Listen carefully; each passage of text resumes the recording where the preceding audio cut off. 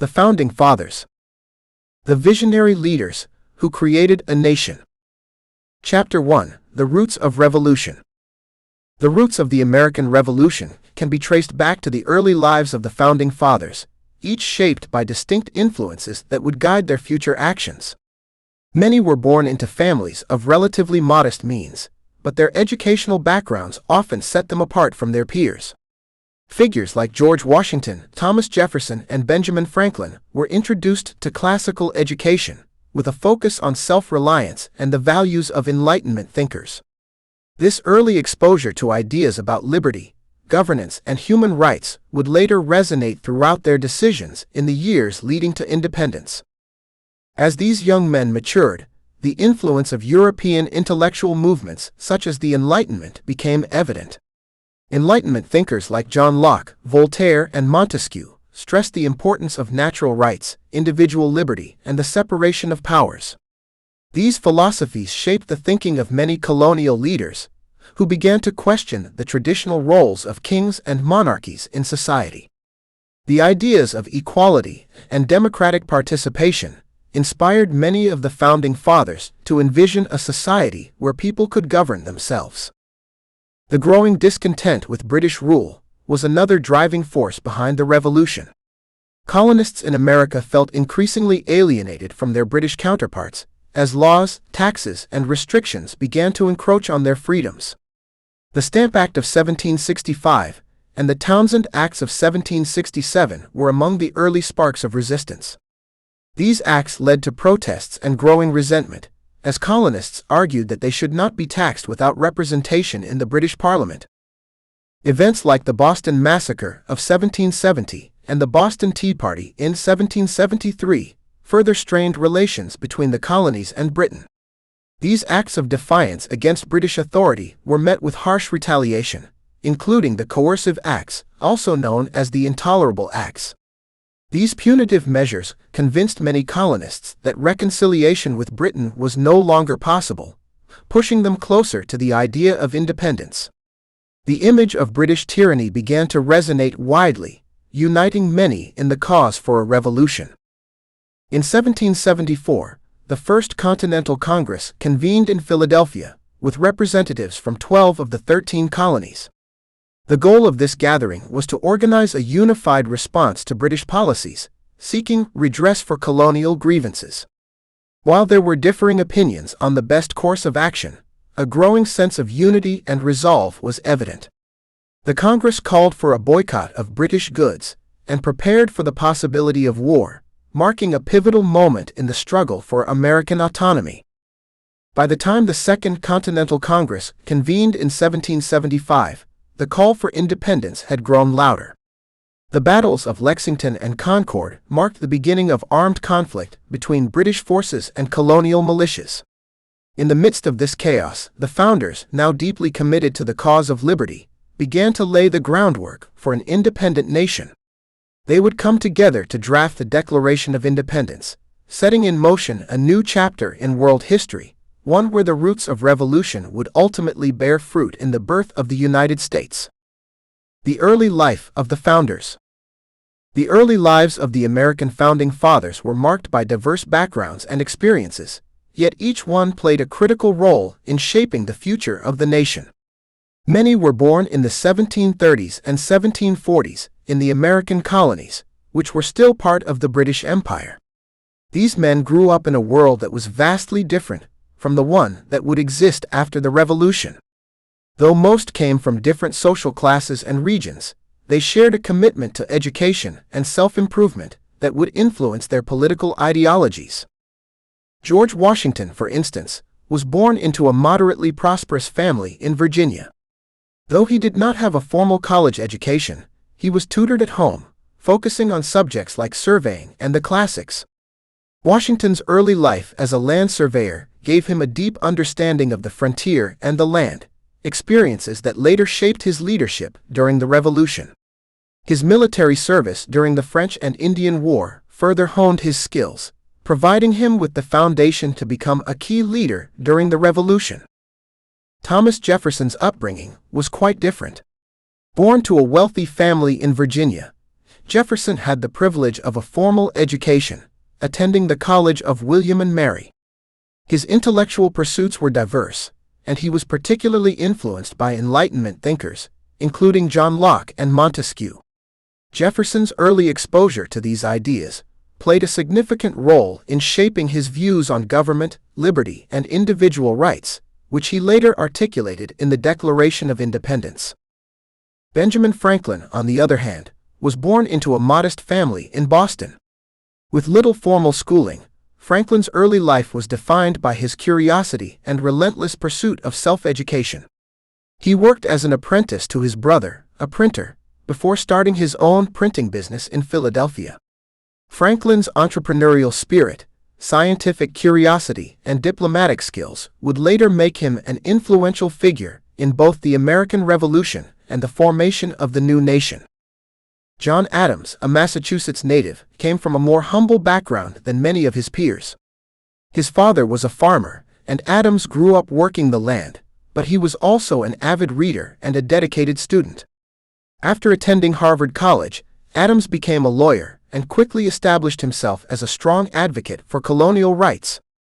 His early experiences with the law and his passion for justice would guide his political career and his contributions to the American Revolution. Alexander Hamilton, born in the Caribbean island of Nevis, had a notably different early life. Orphaned at a young age, Hamilton's early years were marked by poverty and hardship. However, his sharp mind and determination led him to become a clerk in a trading firm, where his talents were recognized. Eventually, Hamilton was sent to New York for his education, where he attended King's College, now Columbia University. His remarkable intellectual abilities and ambition propelled him to a prominent role in the revolutionary movement, where he became a key figure in shaping the nation's financial and political systems. Influences of Enlightenment thinkers. The Enlightenment was a transformative intellectual movement that played a crucial role in shaping the thoughts and actions of the American founding fathers. Enlightenment thinkers emphasized reason, individual rights, and the belief that governments should be based on rational principles rather than tradition or divine authority. These ideas were in direct contrast to the monarchy and religious dogma that dominated Europe at the time. As the colonists grew more aware of these philosophies, they began to question the legitimacy of British rule and explore new models of governance. One of the most influential Enlightenment thinkers was John Locke, whose ideas about natural rights profoundly impacted the American revolutionaries. Locke argued that all individuals were born with certain inalienable rights, including life, liberty, and property. These concepts were reflected in the Declaration of Independence, particularly in Thomas Jefferson's assertion that all men are created equal and endowed with unalienable rights. Locke's belief in the social contract, where governments exist to protect these rights and can be overthrown if they fail to do so, became a cornerstone of American political thought. Montesquieu, another key figure, greatly influenced the U.S. Constitution with his ideas on the separation of powers. Montesquieu's work, The Spirit of the Laws, argued that political power should not be concentrated in one branch of government. Instead, he advocated for a system where executive, legislative, and judicial powers were distinct and independent, ensuring that no one branch could dominate the others. This principle of checks and balances was incorporated into the American system of government and became one of the foundational ideas behind the Constitution. Voltaire's advocacy for civil liberties, including freedom of speech, freedom of religion, and separation of church and state, also left a lasting mark on the Founding Fathers. His writings helped inspire the push for individual freedoms and human rights in the colonies. Many of the ideas Voltaire championed about tolerance and the importance of reason in governance would eventually be reflected in the First Amendment of the U.S. Constitution, which guarantees freedom of speech and religion. Jean-Jacques Rousseau's work on the social contract also resonated with the founders. Rousseau believed that legitimate political authority came from the consent of the governed, and that people should be active participants in the creation of laws. His emphasis on popular sovereignty and the general will influenced the American commitment to self-governance and the creation of a government that derived its power from the people. These principles were embedded in the early American political system, particularly through democratic structures like elections and representative government.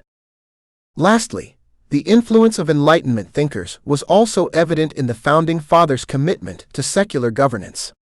Enlightenment thinkers argued that reason, rather than religious doctrine, should guide political decisions. This led to the creation of a government where religious freedom was protected and church influence was kept separate from state matters.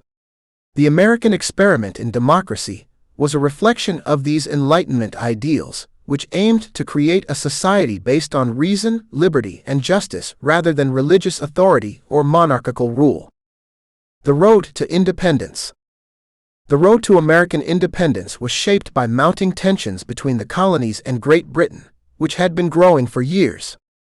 The British government imposed a series of taxes on the colonies, such as the Stamp Act of 1765, that stirred resentment among the colonists. Many felt these taxes were unjust, as they had no representation in Parliament to voice their concerns. The idea that they should be taxed by a government in which they had no voice was a key issue that would drive the colonies toward rebellion. The situation worsened with the passage of the Townshend Acts in 1767, which taxed goods imported into the colonies, including paper, glass, and tea. These acts were seen as another example of British overreach, and they further fueled the desire for independence. Protests erupted across the colonies, with many colonists refusing to buy British goods.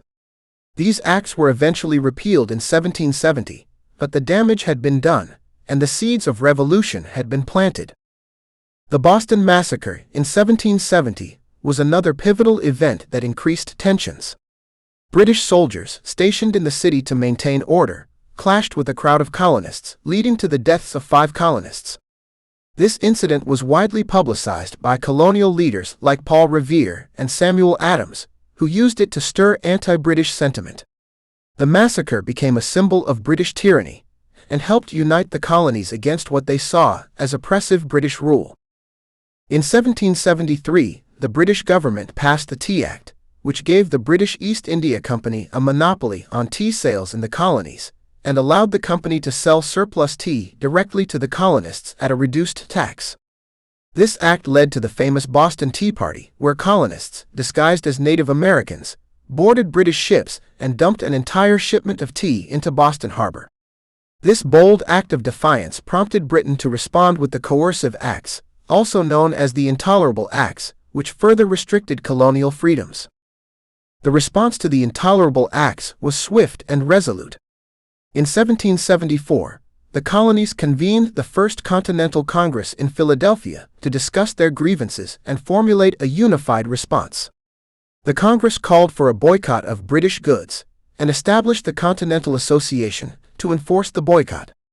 Delegates from all 13 colonies, except Georgia, agreed on the need for collective action, marking a significant step toward unity and resistance against British rule.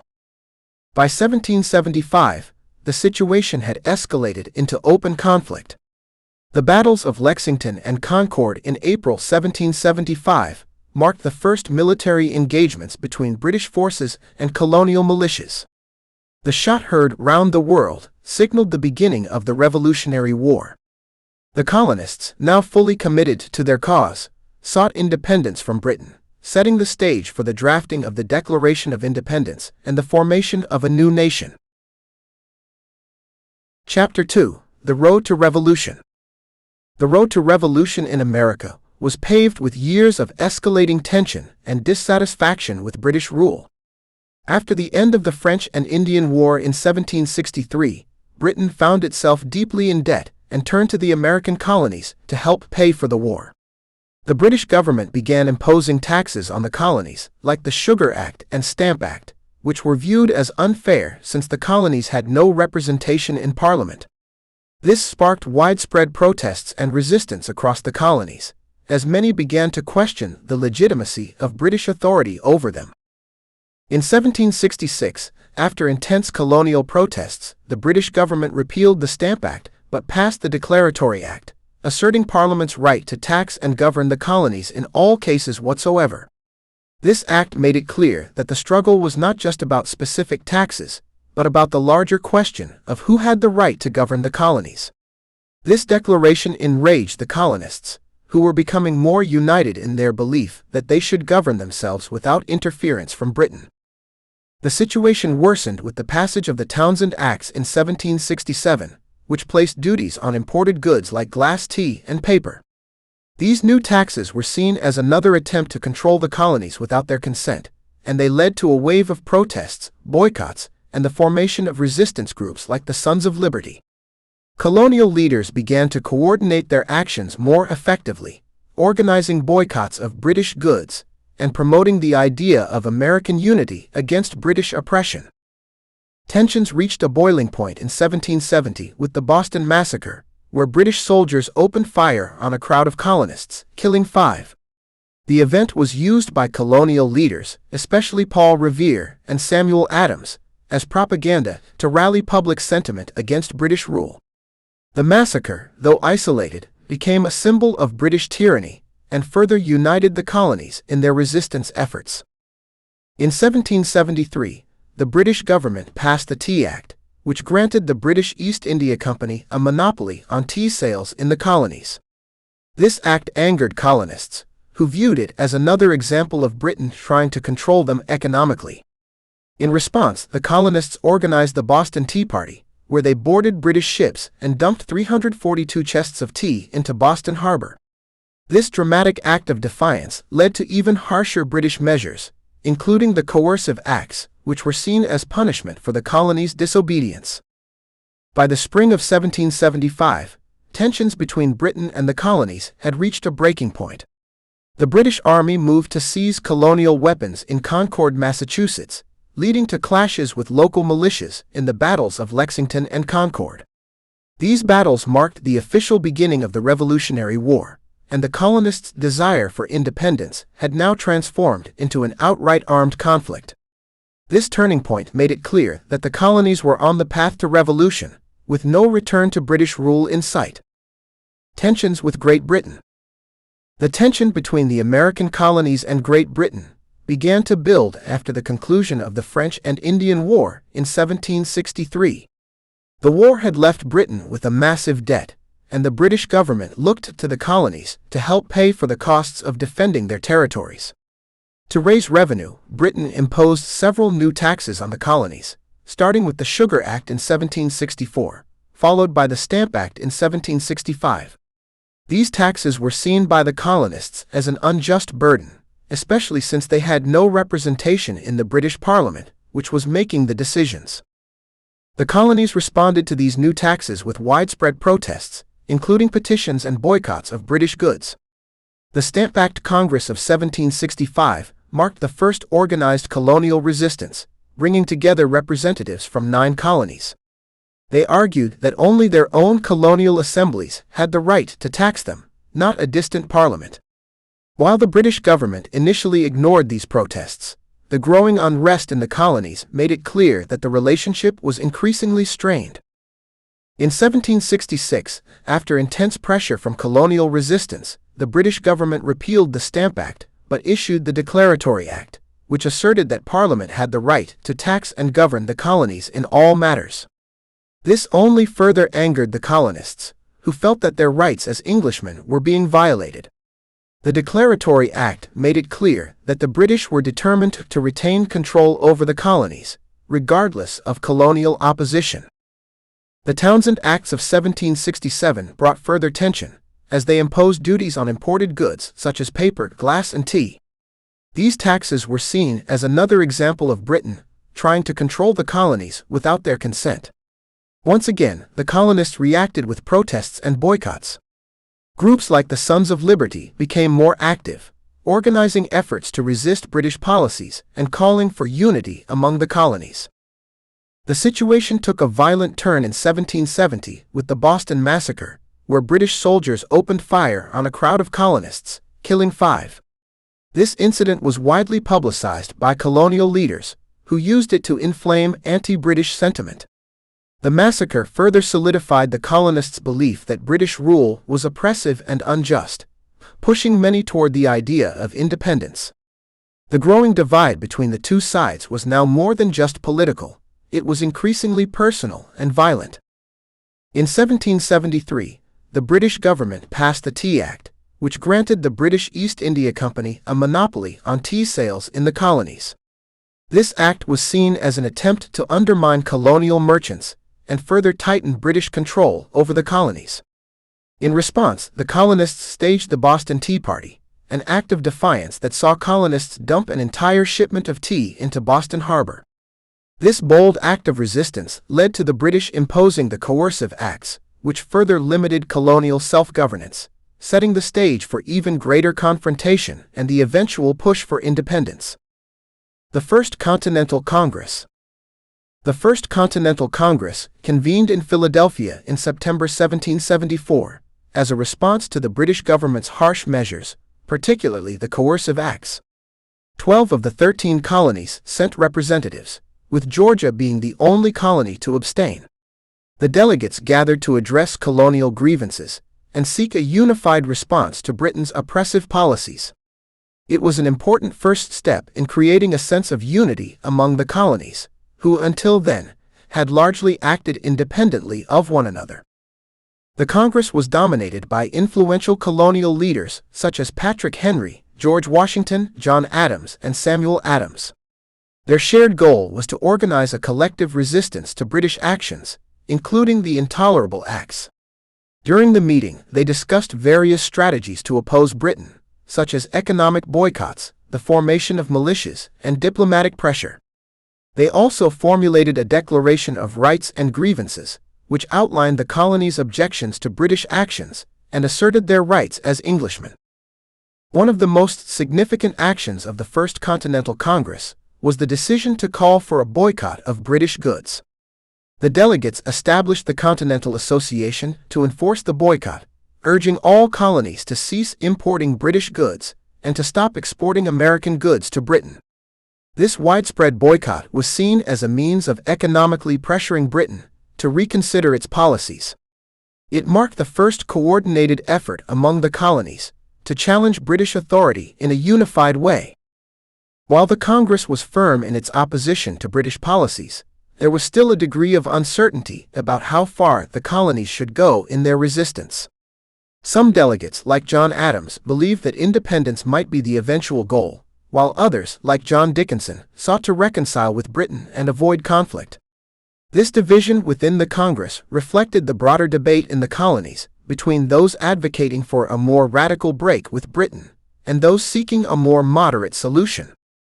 The First Continental Congress also recommended that each colony form its own militia in case tensions escalated. This suggestion would soon prove essential, as the confrontation between the colonies and Britain was rapidly approaching a breaking point. By the end of the Congress, the delegates had committed to reconvening if their grievances were not addressed, setting the stage for further action. The Congress was, in many ways, a precursor to the Second Continental Congress, which would eventually take the monumental step of declaring independence from Britain. The decisions made at the First Continental Congress had a lasting impact on the course of American history. Though the delegates did not initially call for full independence, the Congress laid the groundwork for a united colonial resistance. The actions of the delegates demonstrated the colonies' growing commitment to defending their rights and autonomy, and their resolve would only strengthen as they prepared for the coming conflict with Britain.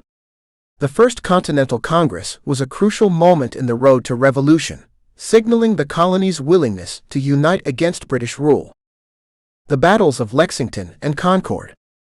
The Battles of Lexington and Concord, fought on April 19, 1775, marked the first military engagements of the American Revolutionary War. Tensions had been escalating for years, with the colonies increasingly resisting British rule. The British government had been trying to suppress the growing rebellion, and in April 1775, British General Thomas Gage received orders to seize colonial weapons stored in Concord, Massachusetts. This action set the stage for the first shots fired between British soldiers and colonial militias. The British soldiers set out from Boston early in the morning, aiming to surprise the colonists by marching under the cover of darkness. However, colonial spies, including Paul Revere, alerted the local militias of the British movement, and the alarm spread quickly. When British troops arrived in Lexington, they were met by a small group of colonial militia, known as the Minutemen. The confrontation resulted in the first shots of the war, although it is unclear who fired the first shot, leading to the famous phrase, "the shot heard round the world." Despite the skirmish at Lexington, the British continued their march to Concord, where they expected to find a larger stockpile of weapons. The colonial militias, now alerted to the British movements, had already begun to gather in force. As the British troops reached Concord, they encountered increasing resistance from the colonists, who had fortified key positions along the way. The fighting intensified as the British soldiers found themselves unable to fully secure the weapons they sought. The British troops faced growing difficulties as they began to retreat back to Boston. The colonial militias, now organized and determined, harassed the retreating British forces, picking off soldiers from behind trees and walls. The British had expected a quick and decisive operation, but instead, they found themselves under continuous attack by a resilient and well-organized militia. By the time the British returned to Boston, they had suffered significant casualties, with nearly 300 men dead, wounded, or missing. The battles of Lexington and Concord were a wake-up call for both the British and the colonists. For the British, it was clear that the colonies were no longer simply a collection of discontented subjects, but a united force willing to fight for their rights. For the colonists, the battles served as a rallying point, demonstrating that they could successfully stand up to the might of the British Army. The events galvanized the colonial resistance, leading to further mobilization and the eventual formation of the Continental Army. The significance of these battles cannot be overstated. They marked the beginning of open warfare between Britain and its American colonies, and set the stage for the broader conflict that would follow. In the aftermath, colonial leaders would meet again in the Second Continental Congress, where they would soon make the fateful decision to declare independence. The battles of Lexington and Concord were the spark that ignited the Revolutionary War, changing the course of history forever. Chapter 3: The Declaration of Independence. The Declaration of Independence, adopted on July 4, 1776, marked a pivotal moment in American history, formally severing ties between the 13 colonies and Great Britain. The colonies had long been dissatisfied with British rule, but it was not until 1776 that the idea of complete independence gained widespread support. The Continental Congress, which had been meeting since 1774, decided it was time to take the bold step of declaring independence. The declaration would not only justify the colonies' decision to separate, but also outline the philosophical foundations for their right to do so. Thomas Jefferson was tasked with drafting the Declaration of Independence, and he drew heavily on Enlightenment ideas, particularly those of John Locke. Jefferson's most famous phrase, "All men are created equal, that they are endowed by their Creator with certain unalienable rights, that among these are life, liberty, and the pursuit of happiness," became a core principle of American democracy. This line encapsulated the colonies' grievances with British rule and laid the groundwork for the notion of individual rights that would become central to the new nation's identity. The Declaration listed numerous grievances against King George III, accusing him of violating the colonies' natural rights. These included charges of imposing taxes without consent, interfering with colonial laws, maintaining standing armies in peacetime, and denying the colonies the ability to govern themselves. Each grievance was carefully crafted to demonstrate the king's tyranny and justify the colonies' decision to break away. This list served as both an explanation for the decision and a condemnation of British actions. The Declaration was not just a document of protest, it was also an act of defiance. By signing it, the representatives of the 13 colonies were committing to a course of action that would likely lead to war with the most powerful empire in the world. The signers knew that they were risking their lives, fortunes, and sacred honor by taking this step. Their bold declaration was an act of courage and conviction, underscoring their commitment to liberty and self-determination. Once adopted, the Declaration was sent to King George III and the British government, as well as to the people of the colonies. Its adoption was a turning point in the Revolutionary War, as it marked the formal beginning of the United States as an independent nation. The Declaration galvanized support for the revolutionary cause, both within the colonies and abroad, particularly in France, which would later become an important ally to the American cause. The Declaration of Independence remains one of the most important documents in American history. It not only declared the colony's independence from Britain, but also established the ideological foundation for the new nation. The principles articulated in the Declaration, including the belief in human rights, democracy, and government by consent of the governed, continue to shape American political thought and remain a beacon of freedom for people around the world. Writing the Declaration.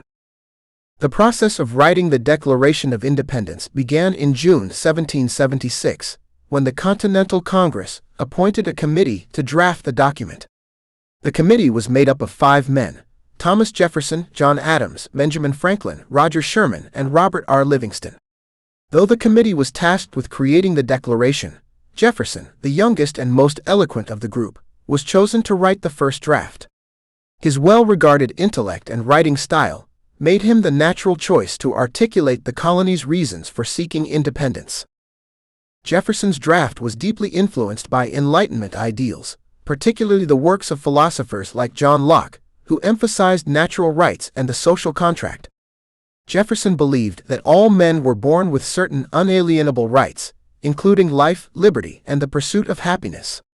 These ideas became central to the Declaration, setting forth the argument that governments are instituted to protect these rights, and that when a government fails to do so, it is the right of the people to alter or abolish it. These concepts were radical at the time, and formed the philosophical foundation for the colony's break from Britain. Once Jefferson had completed the draft, it was presented to the committee for review and revision. The committee made some changes, with a few lines being altered or removed, including a strong condemnation of the slave trade. Jefferson had originally included a passage that criticized King George III for perpetuating the slave trade, but this was deleted due to the objections of Southern delegates who benefited from slavery. This was one of the many compromises made during the writing of the Declaration, highlighting the tensions between the ideals of freedom and the reality of slavery in the colonies. After the committee had reviewed the draft, it was presented to the full Continental Congress for further examination. The Congress spent several days debating the document, making additional revisions and edits.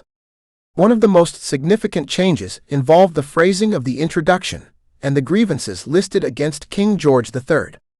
The delegates worked to ensure that the language was clear and persuasive, aiming to justify their decision for independence while also appealing to foreign allies such as France for support.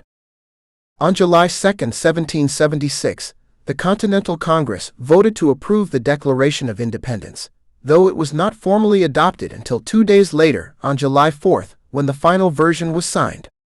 The signing of the Declaration was not a single event, but a process that took several weeks, as not all delegates were present on July 4.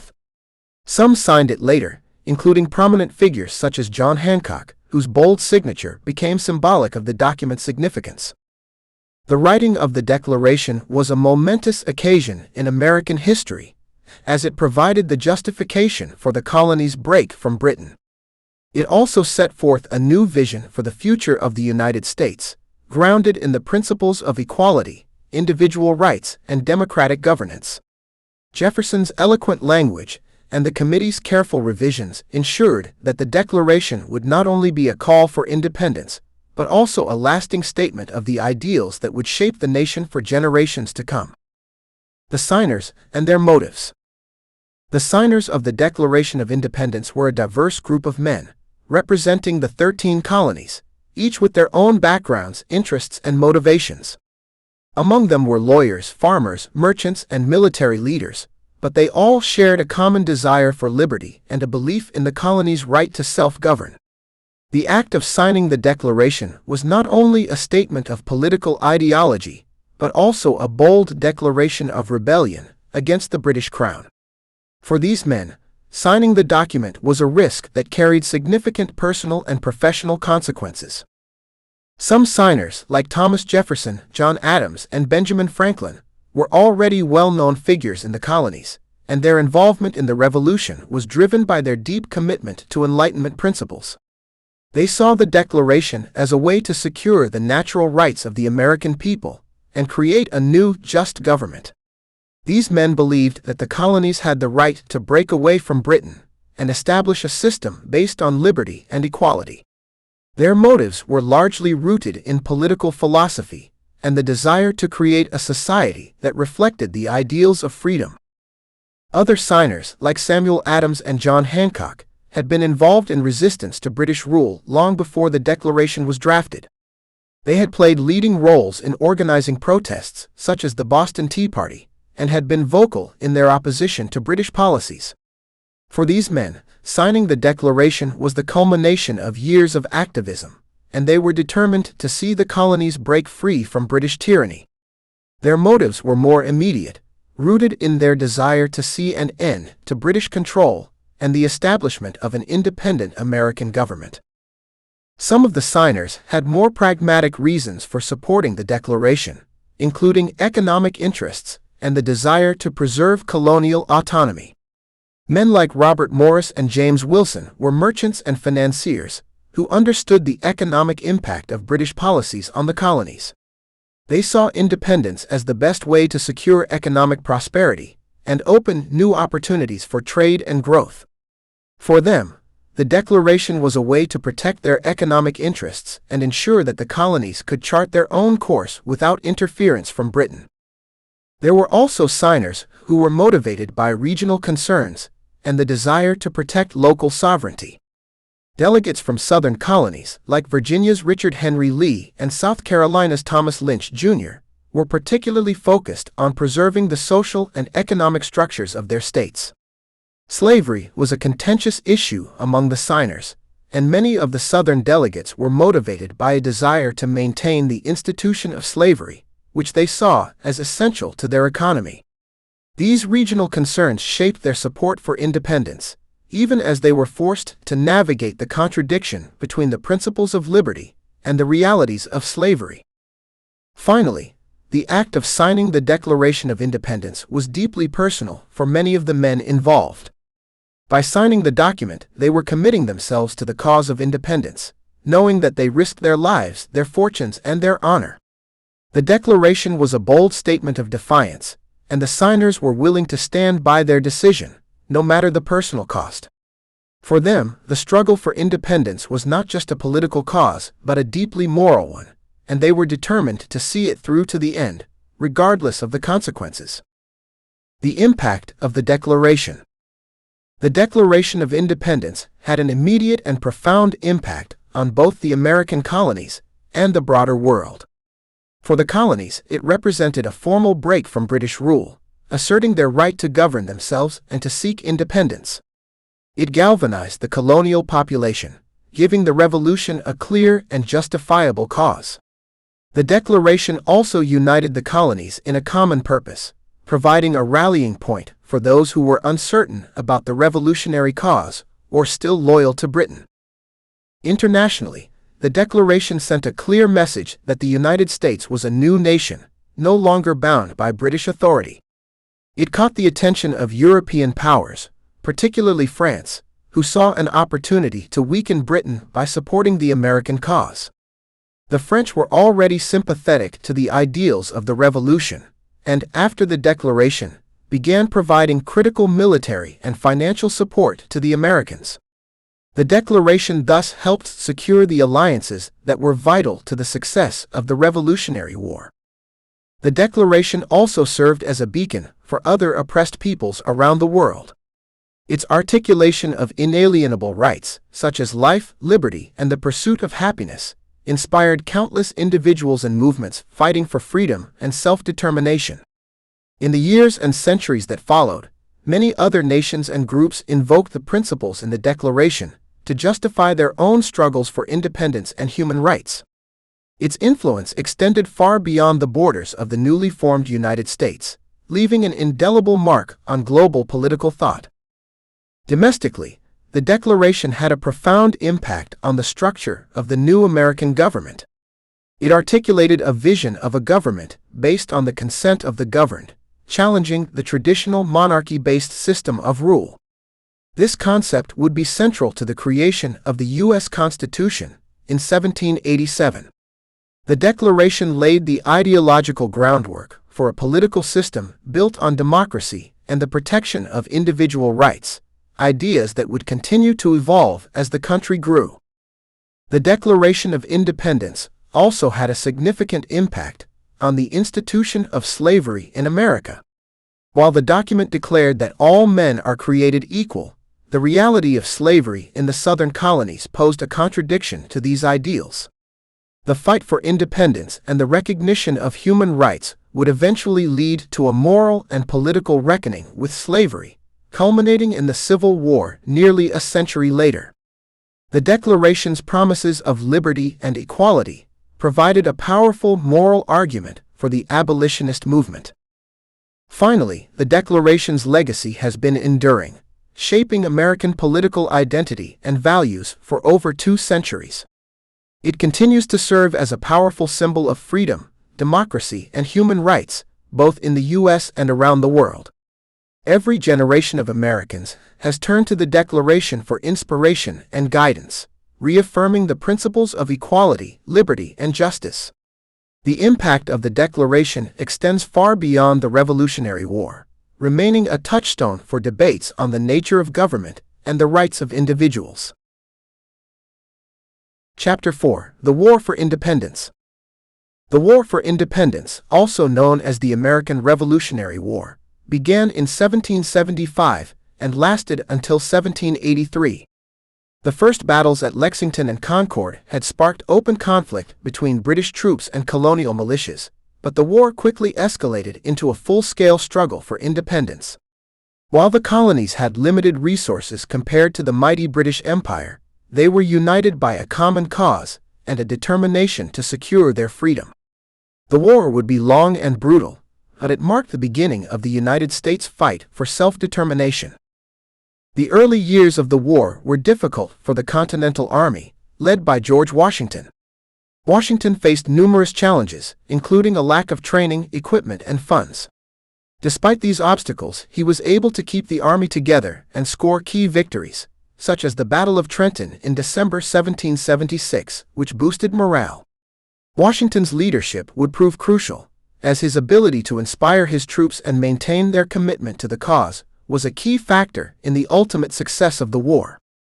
In 1777, the war took a significant turn with the American victory at the Battle of Saratoga.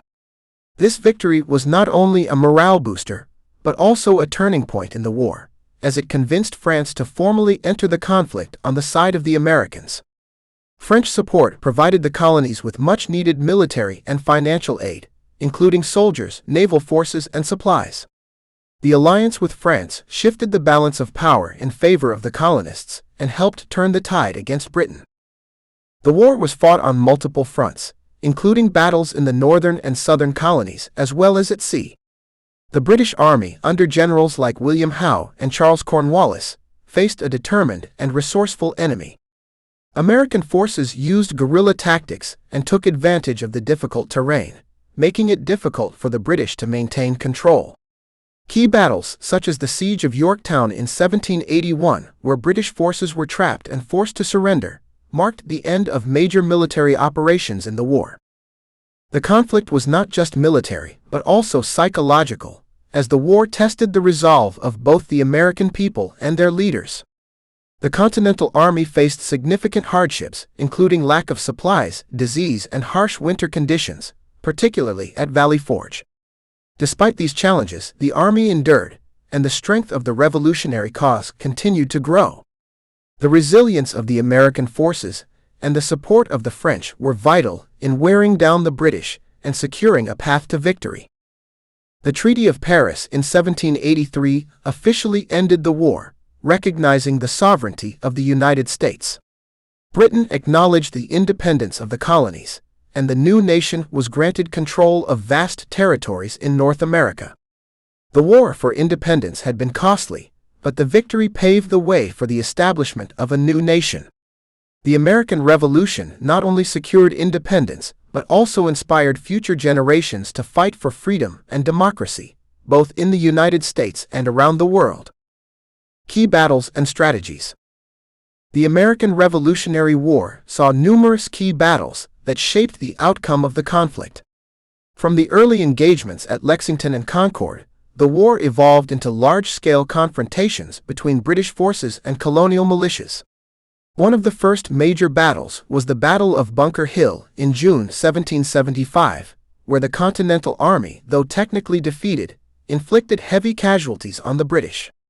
This battle proved that the colonies could stand up to the British Army, boosting American morale and showing that the fight for independence would not be easily won. Another pivotal moment came in 1776 with the Battle of Trenton, following the Continental Army's retreat across the Delaware River. Washington's bold decision to cross the river on Christmas night and launch a surprise attack on the Hessian forces in Trenton was a decisive victory. This unexpected success revitalized the American cause, raised the spirits of the troops, and attracted more men to enlist in the Continental Army. It demonstrated Washington's leadership and strategic insight, proving crucial to sustaining the revolution. The Battle of Saratoga in 1777 was a major turning point in the war. American forces, under General Horatio Gates, successfully defeated the British Army led by General John Burgoyne. The victory at Saratoga was significant for two reasons. It secured the first major American victory and convinced France to enter the war as an ally of the United States. French military and financial aid, including troops, naval support, and supplies, played a vital role in strengthening the American position against Britain. In the southern theater of the war, British General Charles Cornwallis led a series of campaigns aimed at securing control of the southern colonies. The British strategy focused on rallying Loyalist support and crushing the American resistance in the South. However, American forces, led by commanders like Nathaniel Greene and Daniel Morgan, employed tactics such as hit-and-run attacks, which exhausted the British forces. The Battle of Cowpens in 1781, where Morgan's forces decisively defeated the British, was a key victory in this strategy, leading to Cornwallis's eventual retreat to Yorktown. The Siege of Yorktown in 1781 was the final major battle of the Revolutionary War. Cornwallis, having retreated to the Virginia coast, was trapped by American and French forces. Washington, in coordination with the French Army and Navy, laid siege to the British position. The British forces, unable to break the siege and with no reinforcements arriving, were forced to surrender on October 19, 1781. This victory effectively ended the war and set the stage for the negotiation of peace terms. Throughout the war, both sides used a variety of strategies, but the British often struggled to adapt to the unconventional tactics employed by the American forces. The colonists, familiar with the terrain and motivated by their desire for independence, utilized guerrilla warfare and a defensive strategy. They focused on wearing down the British, rather than seeking outright victory in traditional set-piece battles. This strategy, combined with crucial foreign support, ultimately led to British defeat and the birth of a new nation. Foreign alliances and support. The success of the American Revolutionary War was greatly influenced by foreign alliances and support, which helped turn the tide in favor of the colonists. The most significant of these alliances was with France, which officially entered the war in 1778 after the American victory at Saratoga. France had long been an adversary of Britain and saw an opportunity to weaken its rival by supporting the American cause. French involvement provided essential military and financial aid, including troops, ships, and weapons, which were crucial for sustaining the war effort. In addition to France, Spain and the Dutch Republic also provided indirect support to the American cause. Spain, while not formally entering the war, sent supplies and funds to the American rebels, motivated by its desire to weaken Britain's global influence. Spain also engaged British forces in the Caribbean, diverting attention and resources from the American colonies. The Dutch, through their commercial ties, provided financial assistance and allowed American ships to dock and resupply, further cutting off British trade routes. French military aid was invaluable, especially in naval battles.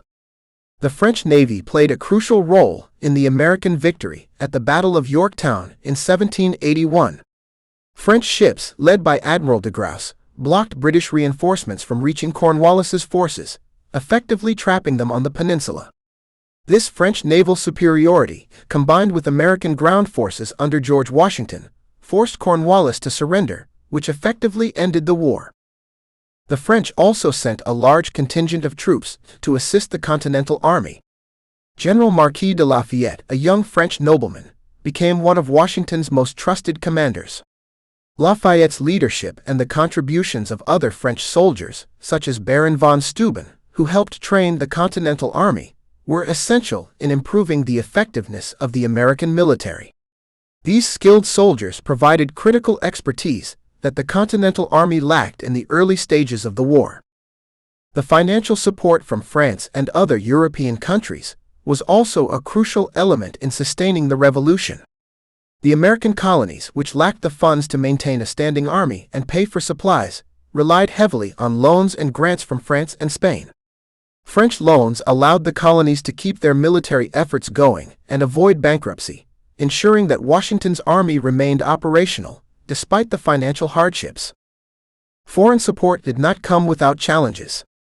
The American revolutionaries were often faced with the difficulties of coordinating military and logistical operations with their foreign allies. Language barriers, differing military strategies, and competing interests sometimes led to tensions. However, despite these challenges, the alliance with France and the contributions of Spain and the Dutch were instrumental in the ultimate success of the American Revolution, helping the colonists achieve their goal of independence from Britain. The role of George Washington. George Washington played a central and irreplaceable role in the American Revolutionary War, emerging as the leading figure in the fight for independence. Appointed Commander-in-Chief of the Continental Army by the Second Continental Congress in 1775, Washington faced an army that was poorly trained, underfunded, and lacking in resources. Despite these challenges, Washington's leadership and determination proved vital in keeping the army intact and focused on the goal of independence. His ability to inspire and maintain morale among his troops during difficult times was one of his greatest strengths. Washington's early years as a military leader were marked by setbacks, particularly in the first few years of the war. The Continental Army was often outmatched by the British forces, and Washington faced harsh criticism from various quarters. Nevertheless, his resilience and refusal to give up kept the revolutionaries in the fight. One of his most famous actions during this period was the crossing of the Delaware River in December 1776, which led to the surprise victory at the Battle of Trenton, revitalizing the American cause. Washington's military strategy was characterized by patience and perseverance. Unlike the British, who sought quick, decisive victories, Washington understood the importance of wearing down the enemy and avoiding direct confrontation with superior British forces unless the odds were favorable. His strategy often focused on avoiding large-scale losses and engaging in smaller skirmishes that drained the British Army's resources. This approach reflected his long-term vision of a war of attrition, which over time would shift the balance of power in favor of the colonists. Washington's leadership also extended beyond the battlefield. He recognized the importance of maintaining a unified command structure and ensuring that his troops remained disciplined and loyal to the cause. At times, this required making difficult decisions, such as retreating when necessary or making unpopular strategic choices. His ability to adapt to the changing conditions of the war and his clear communication with both his army and political leaders ensured that the Continental Army remained cohesive and effective throughout the war. Another critical aspect of Washington's role was his ability to secure foreign support, particularly from France. Washington worked closely with French commanders like Marquis de Lafayette and Admiral de Grasse, building a crucial alliance that would eventually help secure victory. His diplomatic efforts ensured that the United States had the resources and military backing necessary to defeat Britain. Washington's leadership in fostering these alliances was key to the success of the Revolution, especially during critical moments, such as the Siege of Yorktown in 1781. After the war, Washington's role in the founding of the new nation was equally significant. He was unanimously elected as the first president of the United States in 1789 and set numerous precedents for the new government. His leadership in both the military and political realms made him a symbol of the nation's struggle for independence and a unifying figure. Washington's legacy as a leader who guided the country through its most formative years remains one of the cornerstones of American history. Chapter 5. The Articles of Confederation. The Articles of Confederation were the first Constitution of the United States, adopted by the Continental Congress in 1781. The Articles were designed to create a loose union of sovereign states, each retaining its independence while coordinating their efforts during the war and afterward. The Articles established a confederation with a central government that had limited powers, primarily focusing on defense, foreign relations, and managing common issues between the states. The creators of the Articles feared strong centralized authority, which they associated with British tyranny, so they sought to limit the power of the national government. Under the Articles, the central government consisted of a single legislative body, the Confederation Congress, which had limited authority. There was no executive branch, and no national judiciary existed to interpret laws or settle disputes. The Congress could declare war, raise an army, and conduct diplomacy, but it lacked the power to tax or regulate trade. This lack of power led to significant challenges in governing effectively, especially when it came to raising revenue or ensuring the cooperation of the states in matters of national importance. One of the critical weaknesses of the Articles was the inability to impose taxes. The central government relied entirely on contributions from the states, which were often unreliable or insufficient. As a result, the government faced severe financial difficulties, including the inability to pay off war debts or fund essential services. The absence of a national tax system undermined the effectiveness of the government, leaving it weak and unable to carry out many of its duties. Another issue was the difficulty of passing laws and making decisions under the Articles. In order to pass legislation, a supermajority of 9 out of 13 states was required, which made it challenging to achieve consensus. Additionally, any amendments to the Articles required unanimous approval from all 13 states, making it nearly impossible to adapt the government to changing circumstances. This inflexibility hindered the ability of the Confederation Congress to address emerging problems and implement necessary reforms. The Articles also created a loose confederation of states, each with its own laws, currency, and trade policies. This lack of unity between the states led to economic turmoil, as states imposed tariffs on each other and competed for foreign trade. The national government had no power to regulate interstate commerce or create a uniform currency, which contributed to inflation and instability. The economic challenges highlighted the need for a stronger, more cohesive national government. By 1787, it became clear that the Articles of Confederation were inadequate for governing the new nation. Economic difficulties, internal divisions, and the inability to address national issues effectively led to calls for reform. The Constitutional Convention was convened to revise the Articles, but it soon became apparent that a new framework for government was necessary. The result was the drafting of the United States Constitution, which would replace the Articles of Confederation and establish a more robust federal government capable of addressing the challenges facing the nation. Establishing the first government. After the signing of the Declaration of Independence, the United States faced the daunting task of creating a government that could unify the 13 colonies and address the new nation's challenges. The Continental Congress had already begun to take on governing responsibilities, but the lack of a formal structure made it clear that a new system of government was needed. The Articles of Confederation, adopted in 1781, were the first attempt to establish a framework for the government, but they proved to be too weak and ineffective to manage the growing needs of the country. Under the Articles, the central government had limited powers, and the individual states retained significant authority. This decentralization of power was a direct response to the colonies' experience with British rule, where a strong central authority had been oppressive.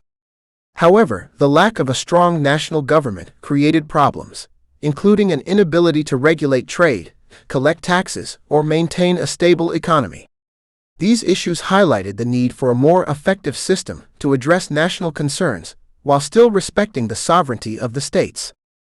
In 1787, in response to the weaknesses of the Articles, the Constitutional Convention was convened in Philadelphia to revise the framework of government.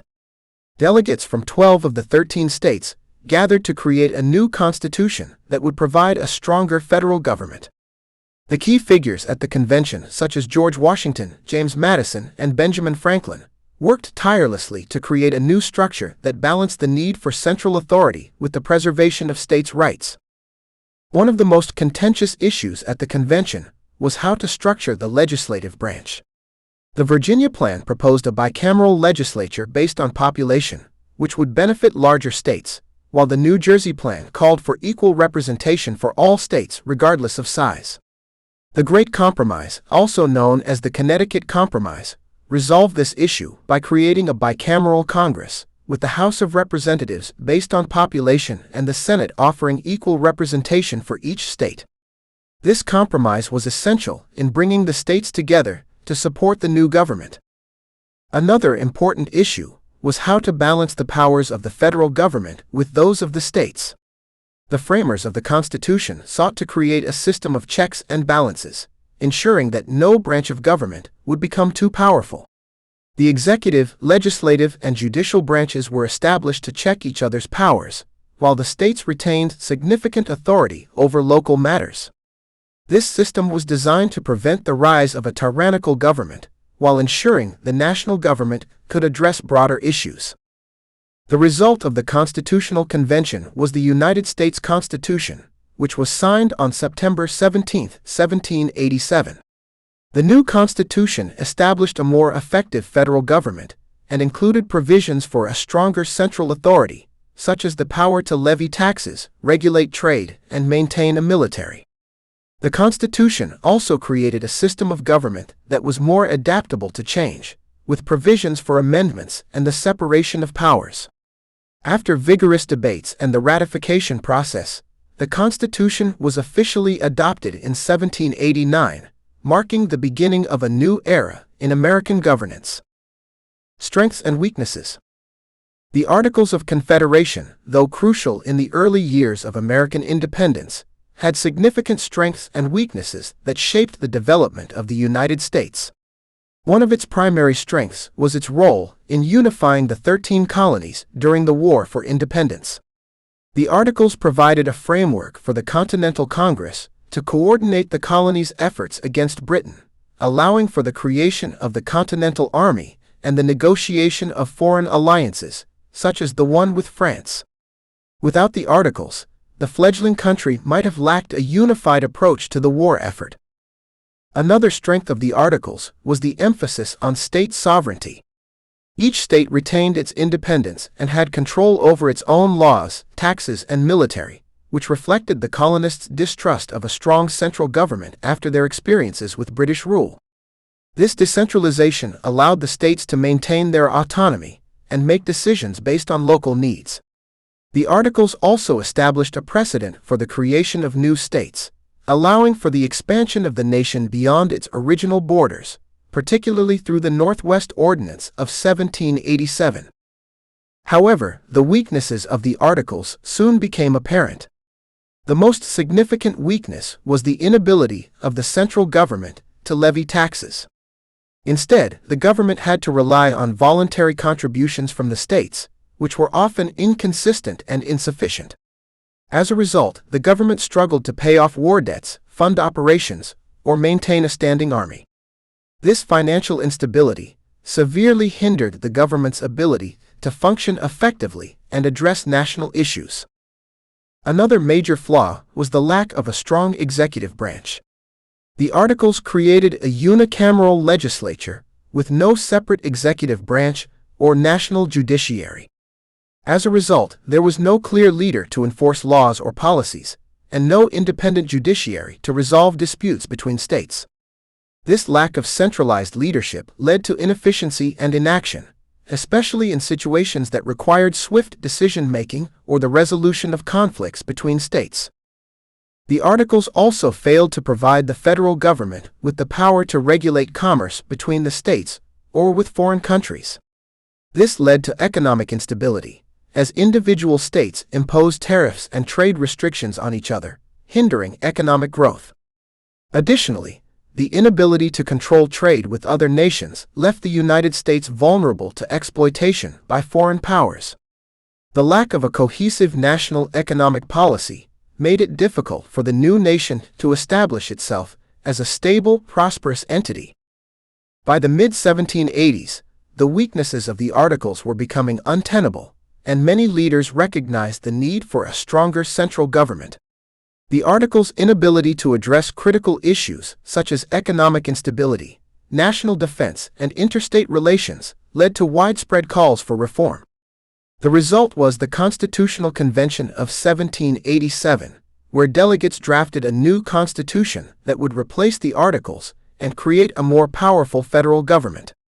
The transition from the Articles of Confederation to the U.S. Constitution marked a critical shift in the balance of power, laying the foundation for the nation's growth and development. Shaping the founding ideals. The founding ideals of the United States were shaped by a combination of Enlightenment philosophy, colonial experiences with British rule, and the practical needs of creating a new government. Enlightenment thinkers such as John Locke and Montesquieu had a profound influence on the American founding fathers, especially with their ideas about natural rights, the separation of powers, and the social contract. These philosophical principles were essential in shaping the idea that government should exist to protect the rights of the people, and that those in power should be held accountable by the people they governed. The colonies' experiences with British rule also played a significant role in shaping the founding ideals. Many Americans had become disillusioned with British policies, including taxation without representation, the imposition of unjust laws, and the denial of certain liberties. These experiences fostered a deep belief in the necessity of a government that would safeguard individual freedoms and prevent the rise of tyranny. The American Revolution was, in part, a rejection of British monarchy and an affirmation of the right of colonies to self-govern. The Declaration of Independence was the first formal statement of these founding ideals, articulating the belief that all men are created equal and endowed with certain unalienable rights. The document also emphasized the right of the people to alter or abolish any government that violated those rights. These principles would become the cornerstone of American identity, emphasizing liberty, equality, and the pursuit of happiness as essential rights for all individuals. The Articles of Confederation, though flawed, also reflected some of these founding ideals. They emphasized state sovereignty and sought to avoid the concentration of power in a central government, as the founders feared the kind of tyranny they had experienced under British rule. While the Articles ultimately proved ineffective in practice, they were an early attempt to put the ideals of self-government and liberty into action, paving the way for the eventual drafting of the U.S. Constitution. The drafting of the U.S. Constitution in 1787 was a direct response to the shortcomings of the Articles of Confederation and an effort to create a more stable and functional government. The Constitution built upon the founding ideals by establishing a system of checks and balances, ensuring that no single branch of government could become too powerful. It also enshrined the principle of federalism, balancing the power between the states and the central government. These ideas helped create a more unified and structured government, while still maintaining a respect for individual rights. The Bill of Rights, added to the Constitution in 1791, further solidified the founding ideals by guaranteeing specific individual freedoms, such as freedom of speech, religion, and the press, as well as protection from unreasonable searches and seizures. The inclusion of these rights reflected the founders' commitment to protecting liberty and ensuring that the new government would be held accountable to its citizens. Together, the Constitution and the Bill of Rights established a framework for a government that sought to uphold the core principles of freedom, equality, and justice. Chapter 6: The Constitutional Convention. The Constitutional Convention, convened in Philadelphia in May 1787, was a pivotal moment in American history. The initial purpose of the meeting was to revise the Articles of Confederation, but it soon became clear that a new framework for government was necessary. 12 of the 13 states sent delegates, with Rhode Island choosing to remain absent. The delegates, many of whom were well-known leaders like George Washington, James Madison, and Benjamin Franklin, were tasked with addressing the weaknesses of the Articles and creating a stronger national government. The convention was marked by intense debate and division among the delegates, particularly regarding the structure of the new government. One of the key issues was how to balance the interests of large and small states in the new legislative system. The Virginia Plan, proposed by Edmund Randolph, called for a bicameral legislature with representation based on population, which favored larger states. In contrast, the New Jersey Plan, proposed by William Patterson, advocated for equal representation for all states regardless of size. After much debate, the Great Compromise, or Connecticut Compromise, was reached, which established a bicameral legislature with proportional representation in the House of Representatives and equal representation in the Senate. Another contentious issue was the question of slavery and how to count enslaved people in determining representation. Southern states, where slavery was integral to the economy, wanted enslaved individuals to be counted for representation purposes, while northern states, where slavery was less prevalent, opposed this. The compromise reached was the 3/5 compromise, which counted each enslaved person as 3/5 of a person for purposes of both taxation and representation. This compromise was a deeply controversial decision, highlighting the moral and political tensions over slavery in the United States. The issue of executive power was also hotly debated. Some delegates, like Alexander Hamilton, favored a strong executive with powers similar to a monarch, while others, like Thomas Jefferson, were wary of creating a government that could become tyrannical. Ultimately, the convention created a presidency with significant powers but balanced by the system of checks and balances. The president would serve a 4-year term, be elected by an electoral college, and have the power to veto legislation, but would be checked by the legislative and judicial branches. The convention also addressed the role of the federal government versus the states, which led to the creation of a system of federalism. Under the new constitution, the national government would have the authority to regulate trade, levy taxes, and maintain an army, while the states would retain control over many domestic affairs. This balance of power was designed to prevent the rise of a centralized, tyrannical government, while still ensuring that the federal government had enough authority to address national issues effectively. After months of debate and revisions, the Constitution was finalized on September 17, 1787, and signed by 39 delegates. It was then sent to the states for ratification, where it faced opposition from those who feared it gave too much power to the federal government. Despite these concerns, the Constitution was ratified by the necessary 9 states by 1788, and it became the framework for the new government of the United States. The Constitutional Convention marked the end of the Articles of Confederation and the beginning of a new era in American governance, one that would lay the foundation for the country's growth and development. Debating the structure of government. The debate over the structure of the new government was one of the central issues at the Constitutional Convention of 1787. Delegates disagreed strongly on how much power should be given to the national government versus the states. Many delegates from larger states, like Virginia and Pennsylvania, favored a strong central government with substantial powers to ensure national unity and stability. In contrast, delegates from smaller states, like New Jersey and Delaware, feared that a powerful central government would overshadow the interests of smaller states and lead to tyranny. One of the first major debates centered on the structure of the legislative branch. The Virginia Plan, proposed by James Madison, called for a bicameral legislature with representation based on population, which would benefit larger states. This plan was seen as a way to give the national government stronger control over the states and reflect the population size of each state. However, smaller states opposed this proposal, arguing that it would leave them with less power in the federal government. In response, the smaller states proposed the New Jersey Plan, which called for a unicameral legislature with equal representation for all states regardless of size.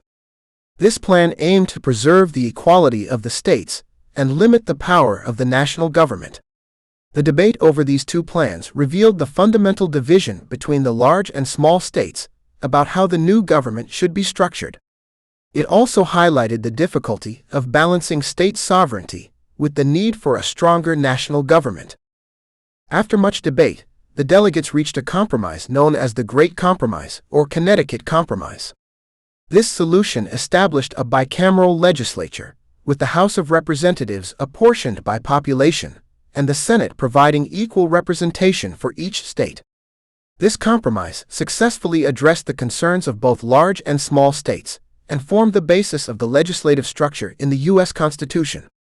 It was a critical moment in the convention, as it allowed the delegates to move forward with the drafting of the Constitution. Another contentious issue was the role of the executive branch. Some delegates, like Alexander Hamilton, pushed for a strong executive, believing that a powerful president was necessary for the stability and effectiveness of the government. Others, like Thomas Jefferson, were wary of creating an executive with too much power, fearing it could lead to tyranny. The eventual compromise resulted in the creation of a presidency with significant powers, but balanced by checks from the legislative and judicial branches. The president would serve a 4-year term and have the authority to veto laws, but would not have unchecked authority. The structure of the judiciary also generated debate, particularly regarding the power and independence of the courts. Some delegates favored a strong national judiciary that could override state laws, while others worried about creating a judiciary that might become too powerful. Ultimately, the delegates agreed on the creation of a system of federal courts with the power of judicial review. This would allow the courts to interpret laws and ensure that they were consistent with the Constitution, while still respecting the sovereignty of state courts. The debates over the structure of government were crucial in shaping the Constitution and determining the balance of power between the states and the federal government. The Great Compromise.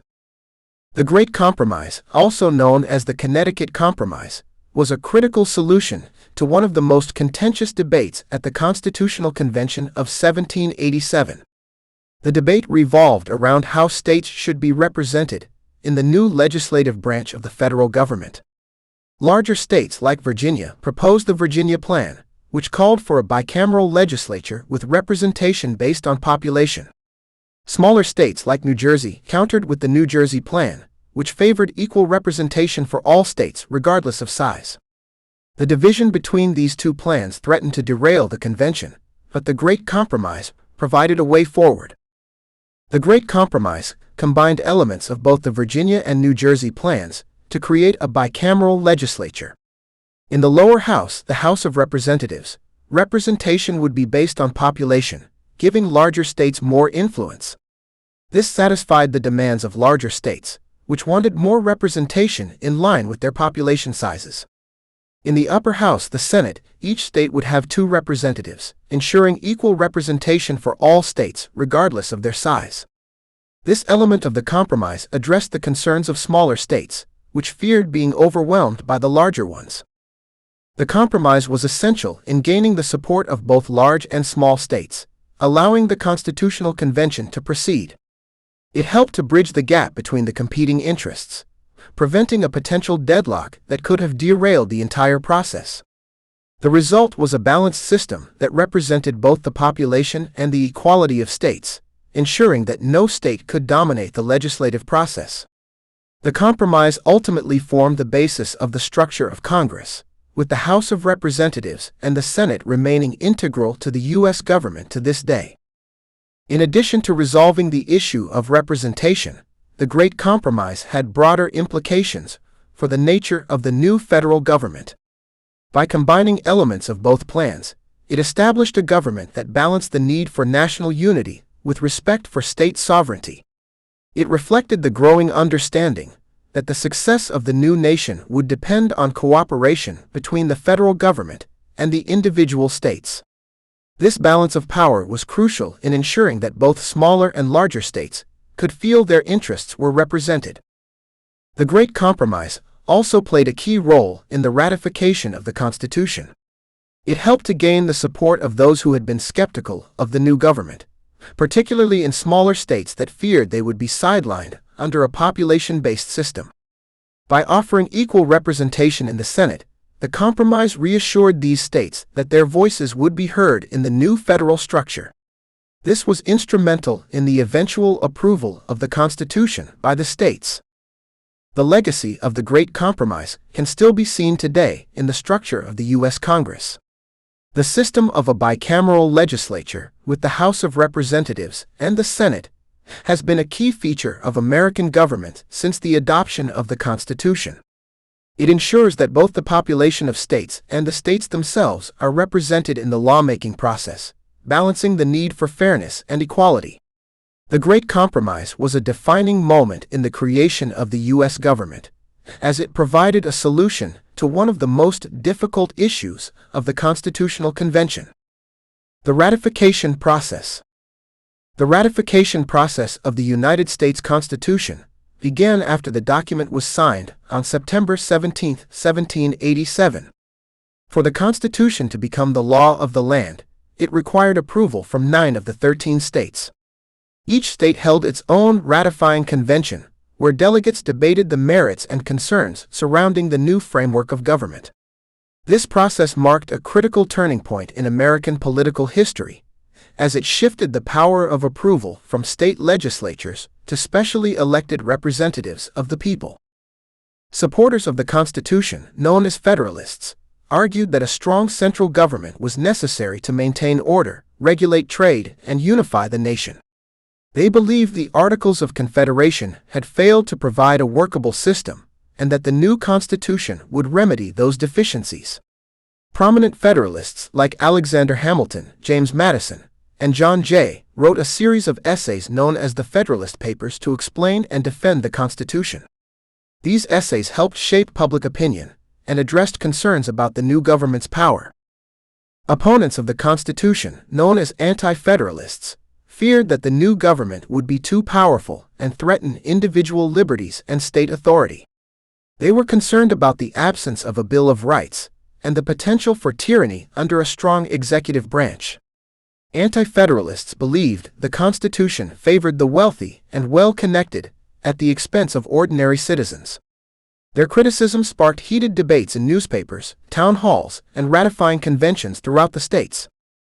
Delaware was the first state to ratify the Constitution in December 1787, setting the stage for others to follow. Over the next several months, more states voted in favor, but resistance remained strong in key states like Virginia, New York, and Massachusetts. In order to win support in these states, Federalists promised that a Bill of Rights would be added once the new government was established. This assurance helped secure narrow victories in several pivotal conventions.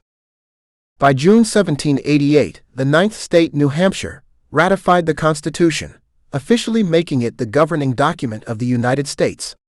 However, the ratification of powerful states like Virginia and New York was still crucial to ensure national unity and legitimacy. Their eventual support was essential in cementing the Constitution's authority and building widespread acceptance. The promise of future amendments played a major role in bringing these critical states on board. The ratification process concluded in 1790 when Rhode Island, the last holdout, finally approved the Constitution. Soon after, the Bill of Rights was introduced and ratified as the first 10 amendments, addressing many of the concerns raised during the ratification debates. This process not only secured the adoption of the Constitution, but also demonstrated the ability of the new government to adapt and respond to public demands. The ratification marked the beginning of a new chapter in American governance, laying the foundation for a stable and enduring federal system. Chapter 7: The Legacy of the Founders. The legacy of the Founding Fathers is deeply woven into the fabric of the United States, with their ideals, decisions, and actions shaping the nation's political, social, and cultural landscape. The Constitution they crafted in 1787 laid the foundation for the government of the United States, establishing a system of checks and balances, federalism, and the protection of individual rights. This framework has proven remarkably resilient, adapting over time through amendments and judicial interpretations, while remaining faithful to the principles set forth by the founders. The Constitution, as a living document, continues to guide the nation's governance, reflecting the enduring vision of the founders. In addition to the Constitution, the Founding Fathers established key ideals such as liberty, equality, and self-governance, which have become the bedrock of American identity. These ideals, especially the belief that all individuals are created equal with certain unalienable rights, set the stage for future struggles for civil rights and freedoms. The founders' commitment to democracy and the rule of law helped foster an environment where individual freedoms could flourish, even though the full realization of these ideals took time. Over the years, Americans have continued to fight for and expand the liberties promised by the founders, particularly in areas such as voting rights, civil rights, and gender equality. The founders' vision of a government that was accountable to the people was also pivotal in shaping the political culture of the United States. They created a government where power would be derived from the consent of the governed, and this democratic principle has been central to the nation's development. Over time, the founders' commitment to a representative democracy has been tested and strengthened through political movements, civil discourse, and the evolution of the electoral process. Their emphasis on political participation and civic engagement continues to inspire democratic reforms around the world. The Founding Fathers also left a legacy of debate and compromise, as their work was a product of intense discussion and negotiation. Whether it was the drafting of the Constitution or the resolution of conflicts between states, the founders demonstrated the importance of collaboration and flexibility in the face of differing viewpoints. This spirit of compromise, though not always perfect, was crucial in creating a government that could unite diverse states with varied interests. It set a precedent for future leaders to engage in dialogue, build consensus, and seek solutions that serve the greater good. While the founders made great strides in creating a government based on democratic ideals, their legacy is not without contradictions. The institution of slavery, which was preserved in parts of the Constitution, remained a glaring contradiction to the ideals of liberty and equality they espoused. The founders' failure to address slavery and their exclusion of women and Native Americans from full participation in the political system left unresolved issues that would shape the nation for generations. However, these contradictions also inspired later generations to challenge and expand the founders' vision, leading to transformative changes in American society.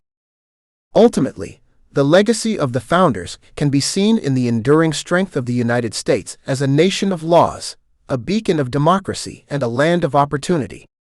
Their vision of a free and self-governing people, though imperfect in its early implementation, has evolved into a dynamic, ever-growing experiment in liberty and equality.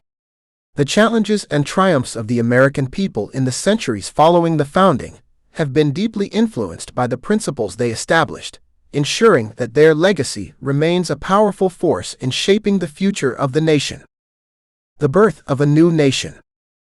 The birth of the United States as a new nation began with the signing of the Declaration of Independence in 1776, a bold statement rejecting British rule and affirming the colony's right to self-govern. The Declaration was not just a formal break from Britain, but also a commitment to the establishment of a government founded on the principles of liberty, equality, and justice. The revolution that followed was not just about military victories, but about creating a new identity for the American people, one based on democratic ideals rather than monarchical control. Following the success of the revolution, the newly independent states faced the enormous challenge of creating a unified country from 13 distinct colonies. The Articles of Confederation were adopted as the first form of government, but the system quickly proved to be inadequate. The weak central government, lacking the power to tax or regulate trade, led to economic instability and difficulties in managing relations between the states. This highlighted the need for a more robust and unified government, prompting the drafting of the U.S. Constitution in 1787. The drafting of the U.S. Constitution was a defining moment in the birth of the new nation. It established a federal system of government that balanced power between a central government and the individual states. The Constitution laid the foundation for a government that would have the power to regulate commerce, raise taxes, and defend the nation, while also ensuring that individual rights were protected through the Bill of Rights. This new framework addressed the weaknesses of the Articles of Confederation and created a more stable and functional political system. Once the Constitution was ratified in 1788, the new nation faced the task of implementing the new system of government. George Washington was elected as the first president, and under his leadership, the country began to form its executive, legislative, and judicial branches.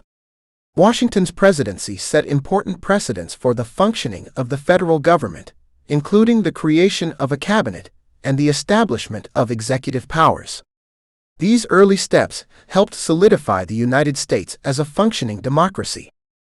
The birth of the United States also required the establishment of a national identity. As the new nation expanded westward and faced challenges from foreign powers, the American people began to develop a sense of unity and purpose. The ideals of the Revolution, particularly the commitment to liberty and self-determination, resonated throughout the nation. The formation of political parties, the expansion of the economy, and the growth of a distinct American culture all contributed to the development of a national identity that would continue to evolve in the years to come. Despite the challenges of forming a new government and creating a unified nation, the birth of the United States marked the beginning of a bold experiment in democracy. The foundation laid by the founders through the Declaration of Independence, the Constitution, and the Bill of Rights created a system that prioritized individual rights and the rule of law. Though the country would face many obstacles and contradictions, the birth of the nation set in motion the development of a republic that would shape the world's view of democracy for generations. The role of the Constitution. The U.S. Constitution plays a central role in shaping the governance of the United States, providing the legal framework for the federal government and its relationship with the states. Adopted in 1787, it established a system of checks and balances among the three branches of government, the executive, legislative, and judicial, ensuring that no one branch could dominate. This balance of power was a direct response to the founders' fears of tyranny, drawing from their experiences under British rule. The Constitution serves as the supreme law of the land, meaning that all laws and policies must comply with its provisions. The Constitution's structure and provisions were designed to adapt to the changing needs of the nation. By establishing a flexible framework, the document allowed for amendments to be made, ensuring it could evolve as society progressed. The addition of the Bill of Rights in 1791, which guaranteed individual freedoms such as freedom of speech, religion, and the press, was an essential step in making the Constitution more responsive to the demands of its citizens. These amendments reflect the Constitution's capacity to protect personal liberties while maintaining a functional government. The role of the Constitution in establishing federalism cannot be overstated. Federalism, the division of power between the national government and the states, was a key principle woven into the Constitution to prevent any one level of government from becoming too powerful. This balance allowed for the states to retain significant authority over local matters, while the national government could manage issues that required a unified response, such as defense, trade, and foreign relations. Federalism has been crucial in shaping the United States political system, influencing how laws are created and enforced across the nation. The Constitution also provided for a system of representative democracy, ensuring that the American people would have a voice in their government. By creating a bicameral legislature, consisting of the House of Representatives and the Senate, the Constitution established a structure where the people, through elected representatives, could influence laws and policies. The process of electing the president, through the Electoral College, and the system of checks and balances further ensure that power remains in the hands of the people, even while maintaining a stable and organized system of government. Over time, the Constitution has played a vital role in the expansion of rights and liberties. Its broad principles have served as the foundation for numerous landmark Supreme Court decisions that have extended civil rights to marginalized groups, including African Americans, women, and LGBTQ+ individuals. The Constitution's capacity to reflect the evolving values of society, through both amendments and judicial interpretations, has made it a living document that adapts to the challenges of the times. It remains a powerful tool in shaping social and political change. The Constitution's role extends beyond the borders of the United States, as it has become a model for democratic governance around the world. Many other countries have drawn upon the Constitution's principles of separation of powers, checks and balances, and individual rights when crafting their own systems of government. While the U.S. Constitution is unique in its historical context, its emphasis on democracy and rule of law has inspired countless nations in their pursuit of freedom and justice. The role of the Constitution, then, is not only to govern, but to represent the ideals of liberty and democracy globally. The influence on future generations. The U.S. Constitution has had a profound influence on future generations, shaping the development of the American political system and inspiring democratic movements around the world. Its framework of government, which balances power between the national government and the states, has served as a model for many other nations seeking to establish stable and democratic systems. Over time, the Constitution's principles have been adapted and expanded, ensuring that it remains relevant to the changing needs of society. Future generations have relied on its foundational ideas to guide the growth and evolution of the United States. One of the most significant ways the Constitution has influenced future generations is through the extension of individual rights and freedoms. The Bill of Rights, added in 1791, set the tone for an expanding understanding of civil liberties, and its protections continue to shape debates about freedom of speech, religion, and privacy. As American society has evolved, the Constitution has provided a framework for the expansion of rights to previously marginalized groups, including African Americans, women, and Native Americans. These rights have become central to American identity, and the Constitution remains the touchstone for those advocating for equality and justice. The Constitution's emphasis on democracy and representative government has also had a lasting impact on future generations. The idea that power should derive from the consent of the governed has shaped the way Americans view their role in politics. Through voting, petitioning, and other forms of civic engagement, citizens are encouraged to take an active role in shaping their government. The Constitution's system of checks and balances, where different branches of government hold each other accountable, has reinforced the notion that democracy is an ongoing process that requires active participation from all citizens. The flexibility of the Constitution has allowed it to adapt to new challenges faced by each generation. Through the amendment process, the Constitution has been able to respond to changes in societal values, technological advances, and economic developments. For example, the 13th, 14th, and 15th Amendments abolished slavery and granted citizenship and voting rights to former slaves, while the 19th Amendment extended voting rights to women. This adaptability ensures that the Constitution remains a living document, capable of meeting the needs of a modern society, while staying true to its core principles. The influence of the Constitution extends beyond the United States, as its principles have inspired democratic movements worldwide. From Latin America to Eastern Europe, many nations have looked to the Constitution as a model for creating their own democratic institutions. The idea of separating powers among different branches of government, ensuring judicial independence, and protecting individual rights has become a cornerstone of global democracy. This international influence demonstrates the universal appeal of the Constitution's vision of government by the people. In the years since its ratification, the Constitution has continued to shape the identity and future of the United States. It has provided a stable foundation for governance, while encouraging innovation and adaptation to meet the demands of a changing society. As each generation reflects on the Constitution, it finds new ways to interpret its ideals, ensuring that the principles of liberty, justice, and democracy remain central to American life. The Constitution's enduring influence will continue to guide future generations, both in the United States and around the world, as they strive to live up to the ideals set forth by the Founding Fathers.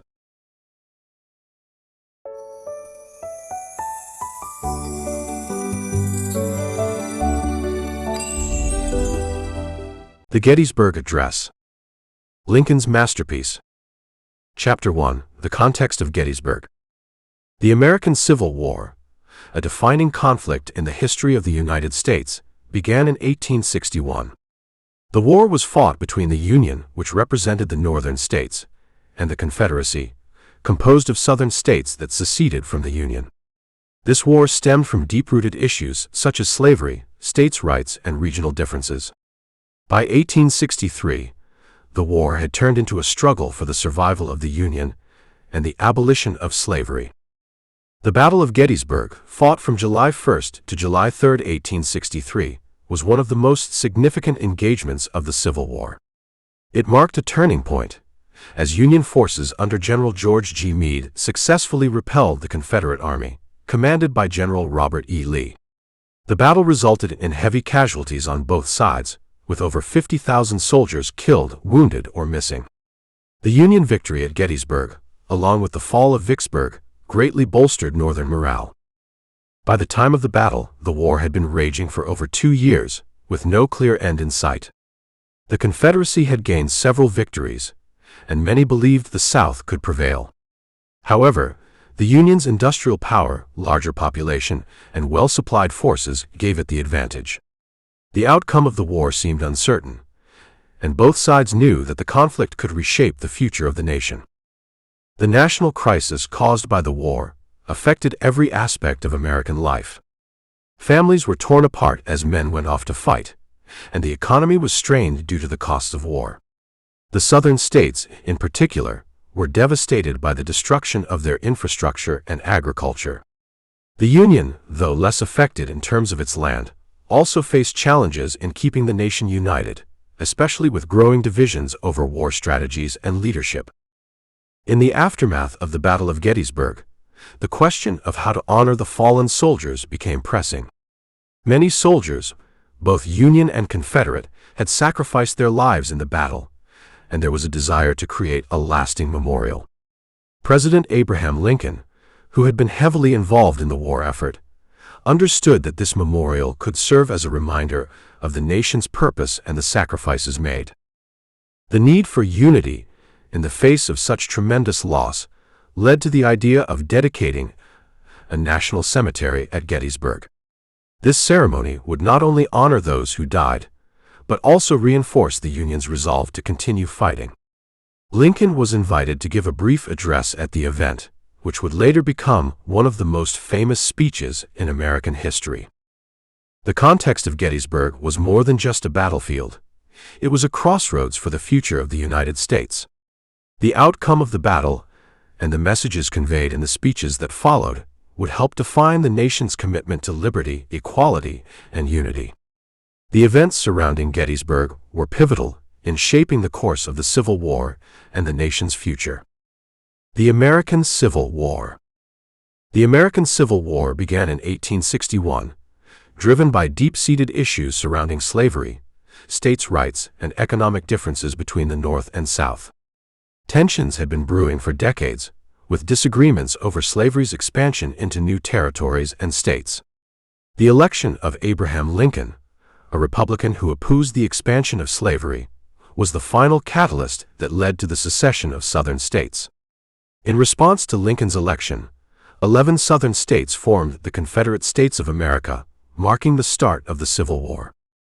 The war saw two distinct sides, the Union representing the Northern states and the Confederacy made up of the seceded Southern states. The Union was fighting to preserve the United States as a single, unified nation, while the Confederacy was fighting for its independence and the preservation of slavery.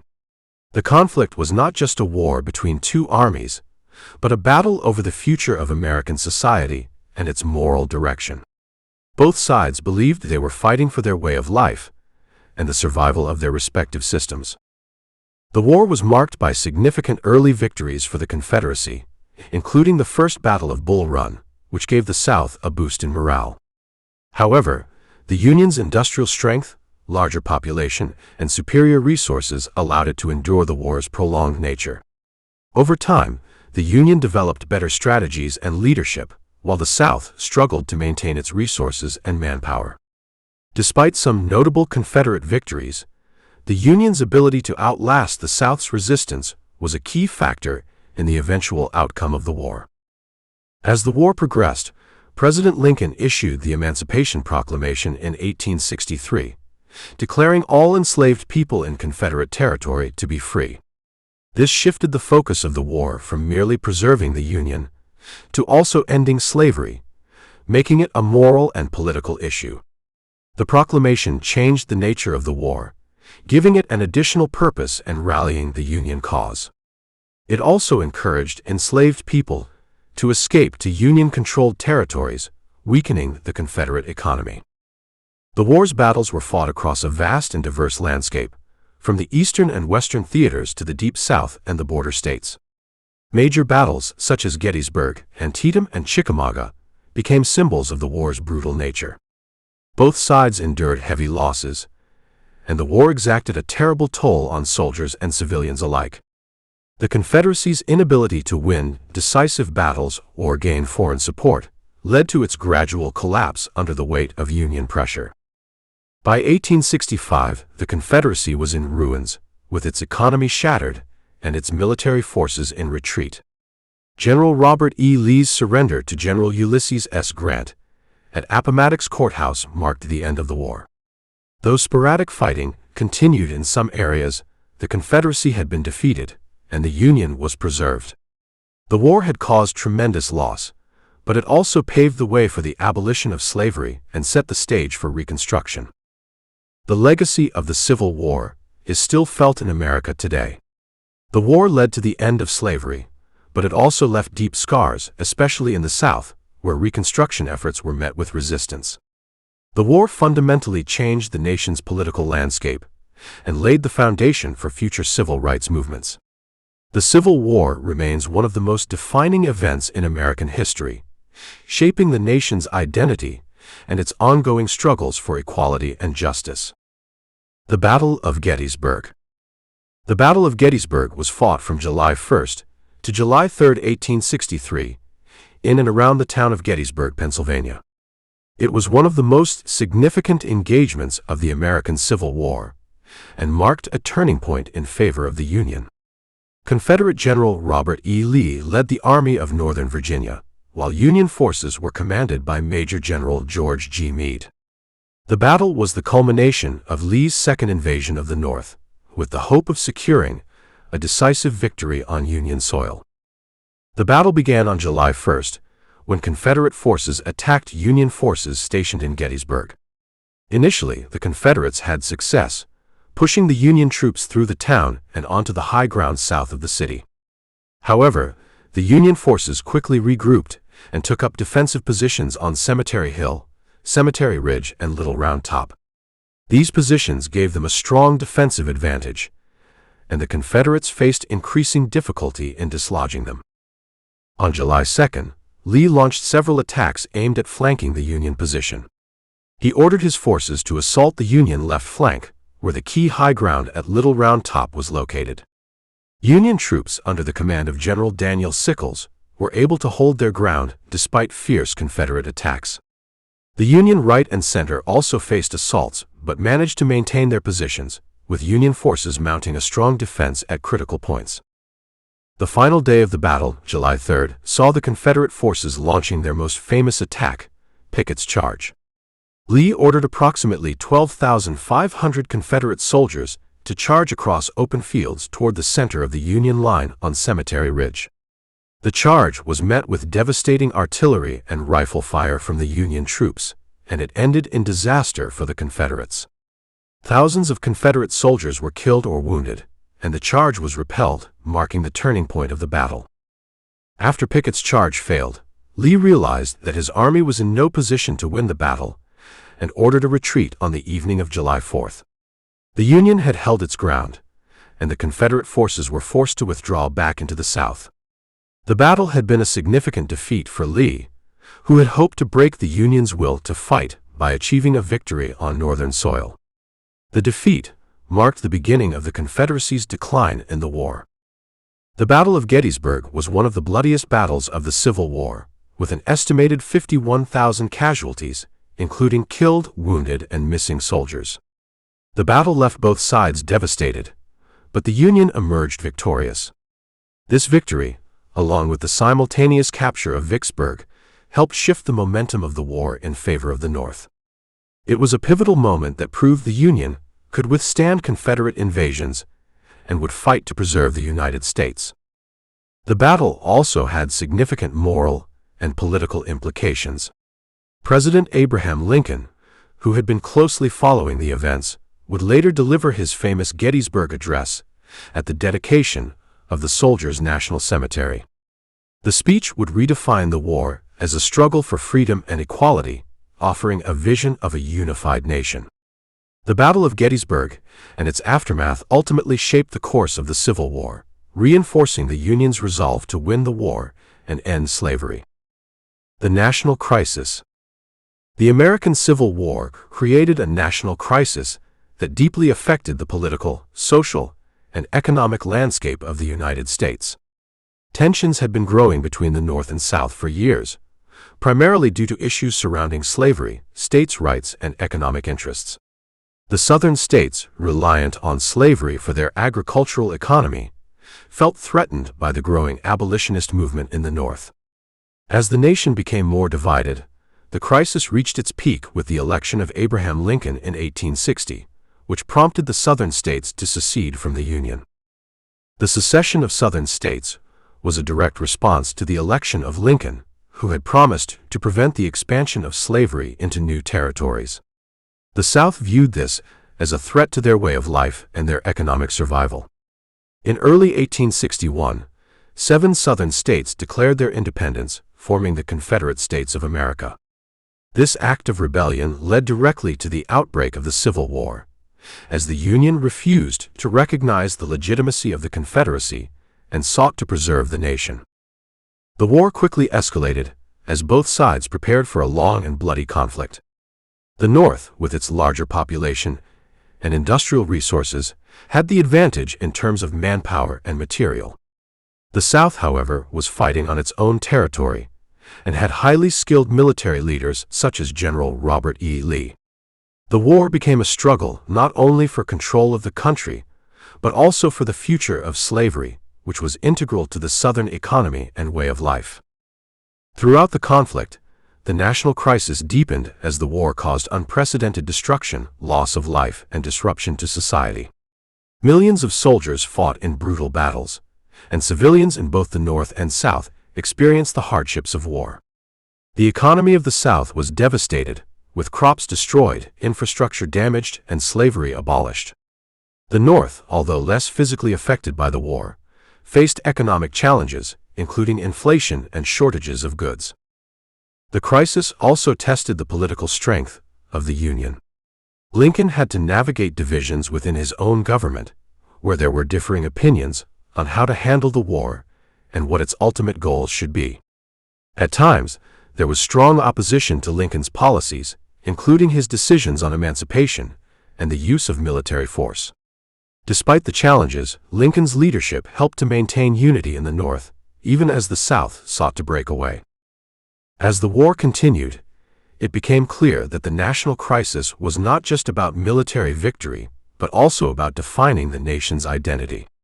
The issue of slavery loomed large, and the question of whether the United States would remain a nation that allowed slavery was central to the war's outcome. Lincoln's Emancipation Proclamation in 1863, which declared all slaves in Confederate territory to be free, signaled a shift in the Union's war aims, emphasizing the fight for freedom and equality. The national crisis ultimately culminated in the defeat of the Confederacy and the preservation of the Union. However, the cost of the war was immense, with hundreds of thousands of lives lost and entire regions of the South left in ruins. The crisis marked a turning point in American history, reshaping the nation's political, social, and moral landscape. In the end, the Union was preserved, but the country had to rebuild from the ashes of war, facing a long road to reconciliation and healing. Chapter 2: Abraham Lincoln's Leadership. Abraham Lincoln's leadership during the Civil War was instrumental in preserving the Union and shaping the future of the United States. Elected as the 16th president in 1860, Lincoln faced immediate challenges as the country was on the brink of disintegration. Southern states had begun seceding, and tensions were at an all-time high. Lincoln's primary goal was to maintain the Union, and he understood that his leadership would be tested from the very start. When Lincoln took office, the United States was divided, and many believed the nation could not survive the growing divisions between the North and South. Lincoln's leadership style was characterized by his ability to remain calm in the face of adversity and his commitment to democratic principles. Despite facing significant opposition, both from within his own party and from the South, Lincoln worked tirelessly to navigate the political landscape and keep the Union intact. His ability to bring people together, even from opposing sides, was one of his greatest strengths. In the early days of the war, Lincoln focused on building a strong military strategy to counter the Confederate threat. He recognized that the Union's industrial capacity and larger population gave it a significant advantage, but he also understood the importance of skilled leadership in the field. Lincoln worked closely with his generals, particularly Ulysses S. Grant, to develop effective strategies. His willingness to make tough decisions, including appointing generals who were willing to fight aggressively, played a key role in the Union's eventual success. One of Lincoln's most significant acts of leadership was his decision to issue the Emancipation Proclamation in 1863. The proclamation declared that all slaves in Confederate-held territory were free, marking a pivotal moment in the war. It was a bold move that not only shifted the focus of the war to include the abolition of slavery, but also helped to weaken the Confederate economy and morale. Lincoln understood that the war was about more than just preserving the Union. It was about redefining the nation's moral direction. Lincoln's leadership was also tested by political pressures, both within his party and from the public. As the war dragged on, the Union faced setbacks, and many critics called for a change in leadership. Lincoln faced significant opposition from radical Republicans, who felt he wasn't moving quickly enough to end slavery and win the war. Despite the criticism, Lincoln remained steadfast in his commitment to both preserving the Union and ensuring that the nation would emerge from the war as a more just society. In addition to his political and military leadership, Lincoln was a master of communication.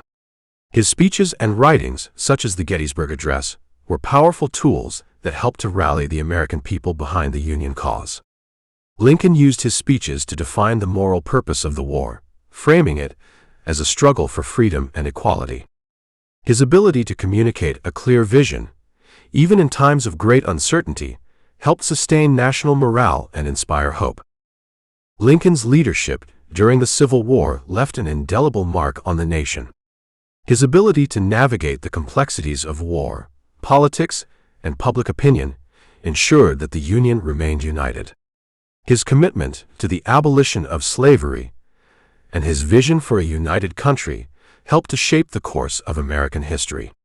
Lincoln's leadership not only preserved the Union, but also set the stage for a new era of civil rights and equality in the United States.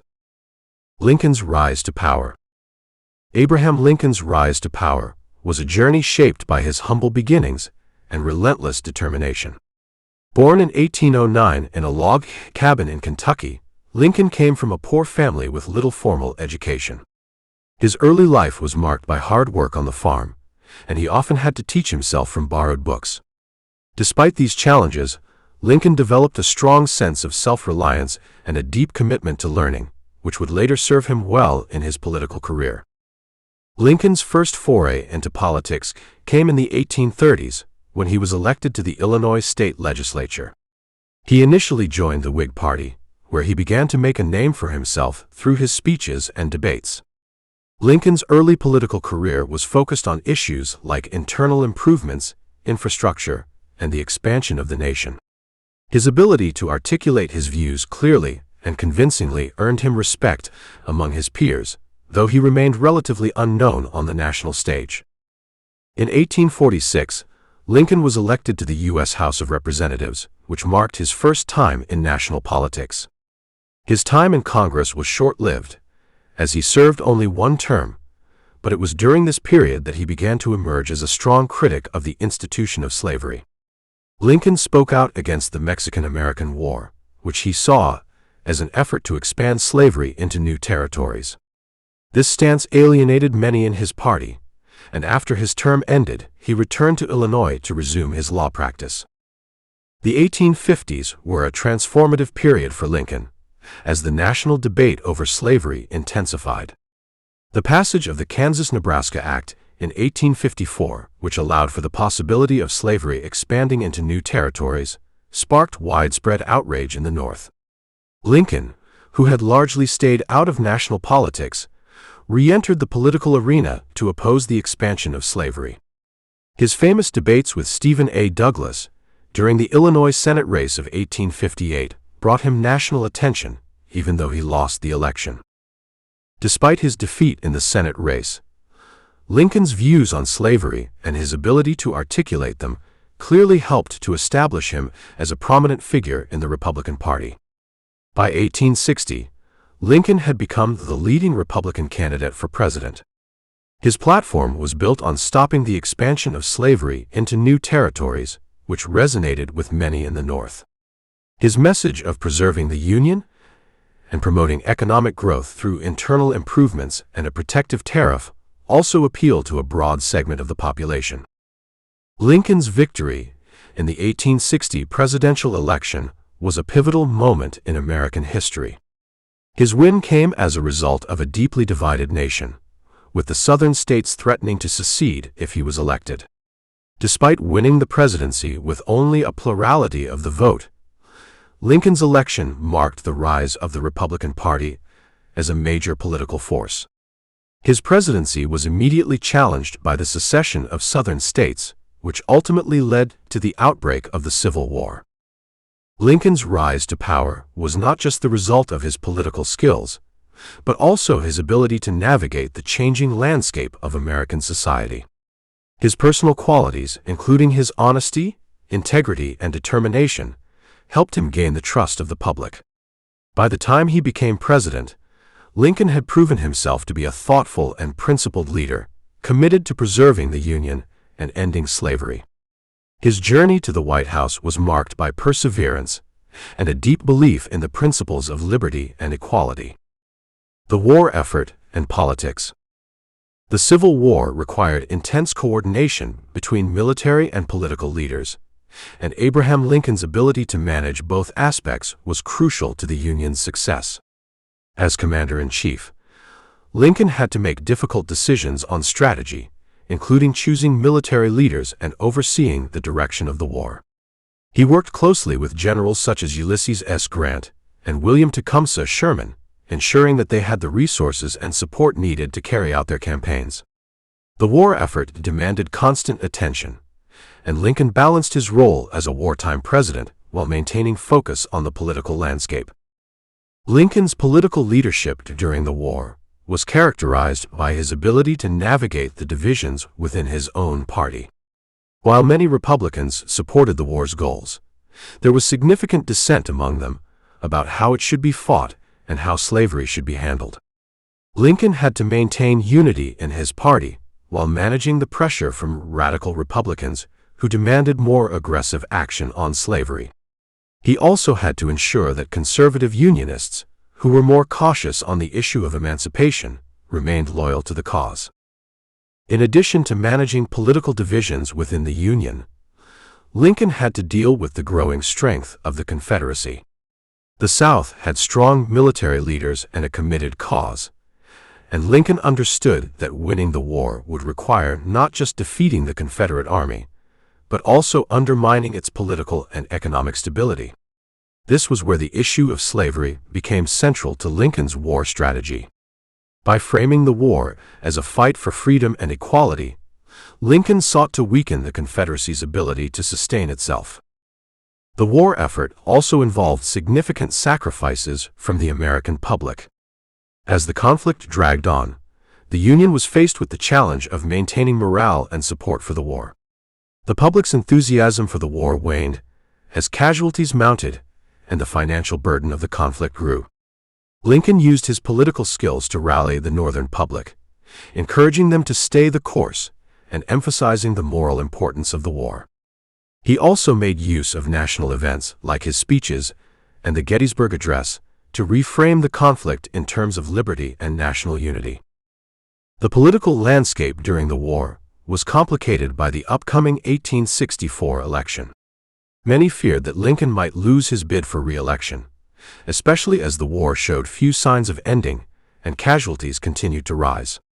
Lincoln faced opposition from both Democrats and some Republicans who questioned his leadership and the conduct of the war.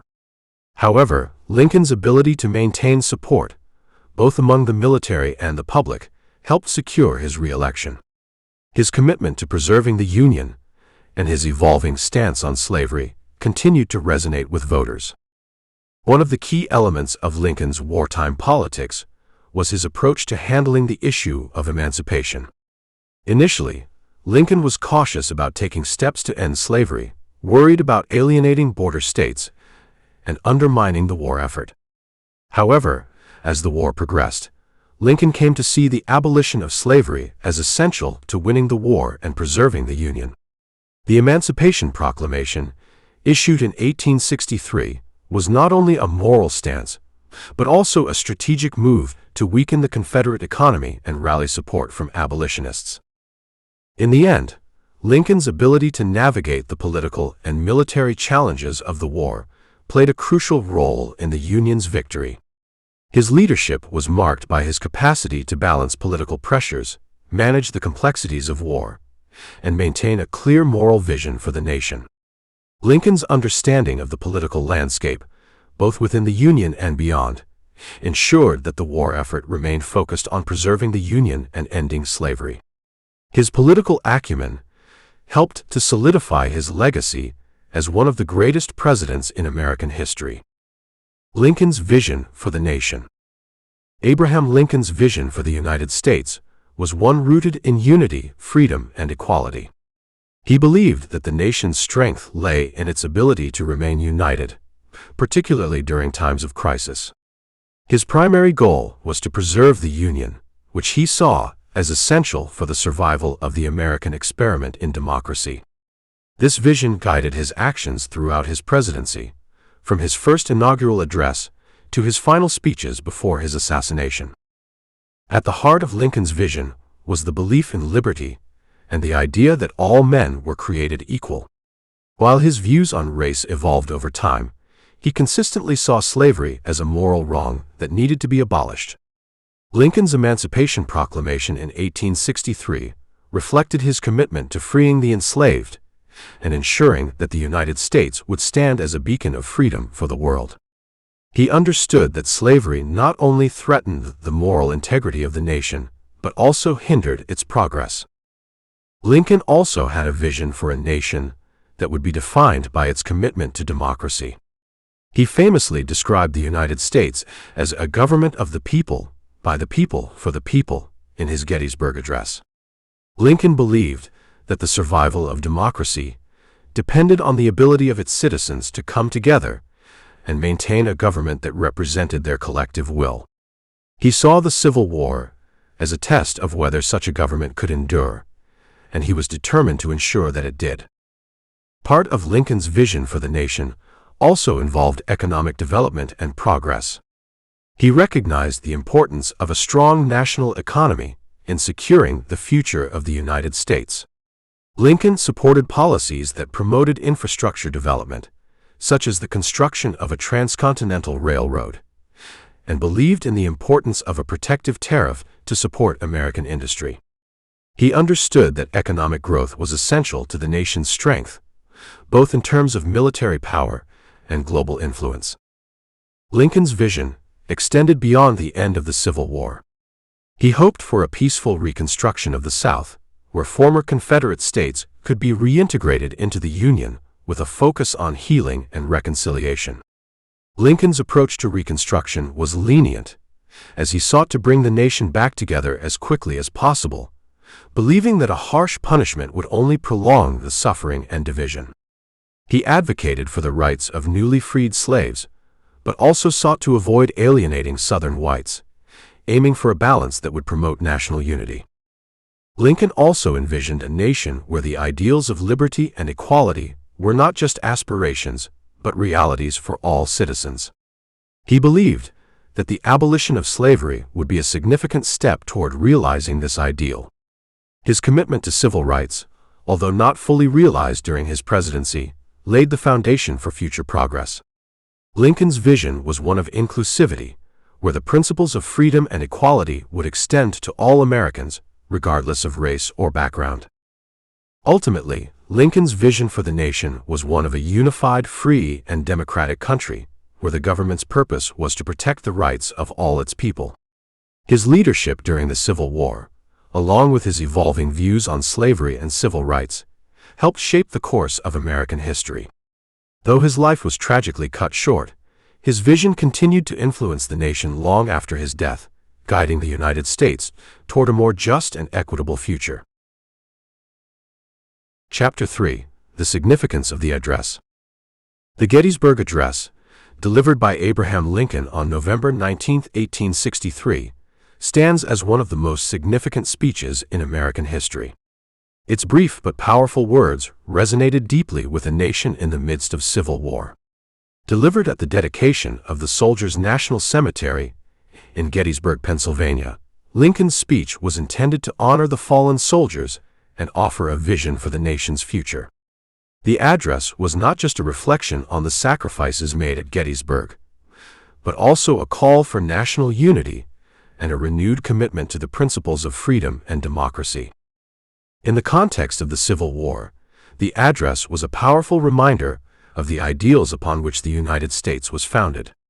Lincoln framed the war as a test of the nation's commitment to the principles of liberty and equality, emphasizing that the sacrifices of soldiers at Gettysburg should not be in vain. He suggested that the outcome of the war would determine whether the United States would remain a nation dedicated to these founding ideals or whether it would fall short of its promise. In this way, the address became both a tribute to the fallen and a rallying cry for those still fighting. The speech also had a deep political significance, reinforcing Lincoln's vision for the nation. By invoking the Declaration of Independence and its proclamation that all men are created equal, Lincoln connected the war to the broader moral struggle for equality. He used the occasion to emphasize that the abolition of slavery was not only a necessary military goal, but also a moral imperative. The Gettysburg Address helped to frame the war as a moral cause, elevating the fight for union to a struggle for human dignity and freedom. Another key aspect of the address was its emphasis on national unity. At the time, the country was deeply divided, and the war seemed to have no end in sight. Lincoln's speech sought to heal those divisions by appealing to the shared ideals of freedom and democracy that united Americans, regardless of their region or background. By invoking the idea of a new birth of freedom, Lincoln suggested that the war, while tragic, could lead to a stronger and more united nation in the long run. The address also made a significant contribution to the evolving national identity of the United States. Lincoln's words underscored that the United States was not simply a collection of states, but a single, unified nation. He emphasized that the survival of the Union was not just a matter of political or military importance, but also a question of moral and ideological significance. In this way, the Gettysburg Address helped to define the United States as a nation committed to the ideals of democracy and equality, even as it struggled with the realities of war. Beyond its immediate political and military context, the Gettysburg Address has come to represent a broader vision for America's future. The speech's emphasis on freedom, equality, and democracy has made it a foundational text in American political thought. Over time, it has been invoked by leaders and activists advocating for civil rights, social justice, and equality, cementing its place as a timeless expression of American ideals. Lincoln's words continue to inspire those who seek to advance the principles of liberty and justice for all. In the end, the Gettysburg Address transcended its immediate context and became a defining moment in American history. Though brief in length, its message was profound and enduring. Lincoln's ability to distill the moral and political stakes of the war into such a short speech has made it one of the most powerful expressions of American values. The address not only helped to solidify Lincoln's legacy, but also contributed to the ongoing evolution of the United States as a nation dedicated to the principles of freedom and equality. The purpose of the Gettysburg Address. The primary purpose of Abraham Lincoln's Gettysburg Address was to honor the fallen soldiers who fought in the Battle of Gettysburg. At the time, the Union had suffered heavy losses, and the speech was delivered at the dedication of the Soldiers' National Cemetery in Pennsylvania. Lincoln wanted to remind the American people of the sacrifice these soldiers had made in defense of the Union. By doing so, he sought to elevate the significance of their deaths, framing them as part of a larger cause for the survival of the nation. Beyond honoring the soldiers, Lincoln used the speech to address the broader meaning of the war itself. He presented the conflict as not just a struggle between the North and the South, but as a fight for the core principles of the United States, particularly freedom and equality. In this way, Lincoln sought to redefine the war as a moral crusade. He argued that the outcome of the war would determine whether the nation would live up to the ideals set forth in the Declaration of Independence. Another key purpose of the Gettysburg Address was to call for national unity. The nation was deeply divided, and Lincoln understood that the war could not end until the Union was restored. His speech aimed to heal the wounds of the country by appealing to the shared values of liberty and democracy. He encouraged Americans to come together in the wake of the battle's devastation and to work toward a common purpose of preserving the Union. Lincoln also used the address to emphasize the idea of a new birth of freedom. He suggested that the war, though devastating, could lead to a stronger, more united nation. This phrase underscored his belief that the Union's victory would not just restore the country, but transform it into a more just society. By invoking the idea of renewal, Lincoln framed the Civil War as a turning point in American history, one that would redefine the nation's commitment to equality and liberty. The speech's purpose also extended to the political realm, reinforcing Lincoln's vision for the future of the United States. By invoking the principles of democracy and equality, Lincoln sought to provide a moral foundation for his leadership. His words framed the war as a test of America's democratic experiment. The speech was not just about the present conflict, it was about securing the future of the United States as a nation based on the ideals of freedom and self-government. Lincoln's address was also designed to inspire those listening and to rekindle support for the war effort. At the time of the speech, the Union had not yet won the war, and public opinion was divided. By making the war about more than just preserving the Union, Lincoln sought to galvanize the Northern population. He appealed to their sense of patriotism and moral duty, urging them to stay the course and continue the fight for a more just and unified nation. In the end, the purpose of the Gettysburg Address was to remind Americans of the significance of the Civil War and to refocus the nation on its founding ideals. Lincoln used the occasion not just to honor the fallen, but to offer a vision for a transformed country. He called for a nation committed to freedom, equality, and unity, suggesting that the sacrifices made at Gettysburg should lead to a stronger, more democratic United States. Through this speech, Lincoln gave the nation a moral purpose for continuing the war and a vision for a better future. The location and timing. The location of Abraham Lincoln's Gettysburg Address was deeply symbolic, as it was delivered at the dedication of the Soldiers' National Cemetery in Gettysburg, Pennsylvania. The Battle of Gettysburg, fought just a few months earlier in July 1863, was one of the most significant and bloodiest battles of the Civil War. With more than 50,000 casualties, It marked a turning point in the conflict, as Union forces had successfully repelled the Confederate Army. The cemetery, where thousands of soldiers were buried, provided an ideal setting for Lincoln to address the nation's broader struggle. The timing of the speech was also significant.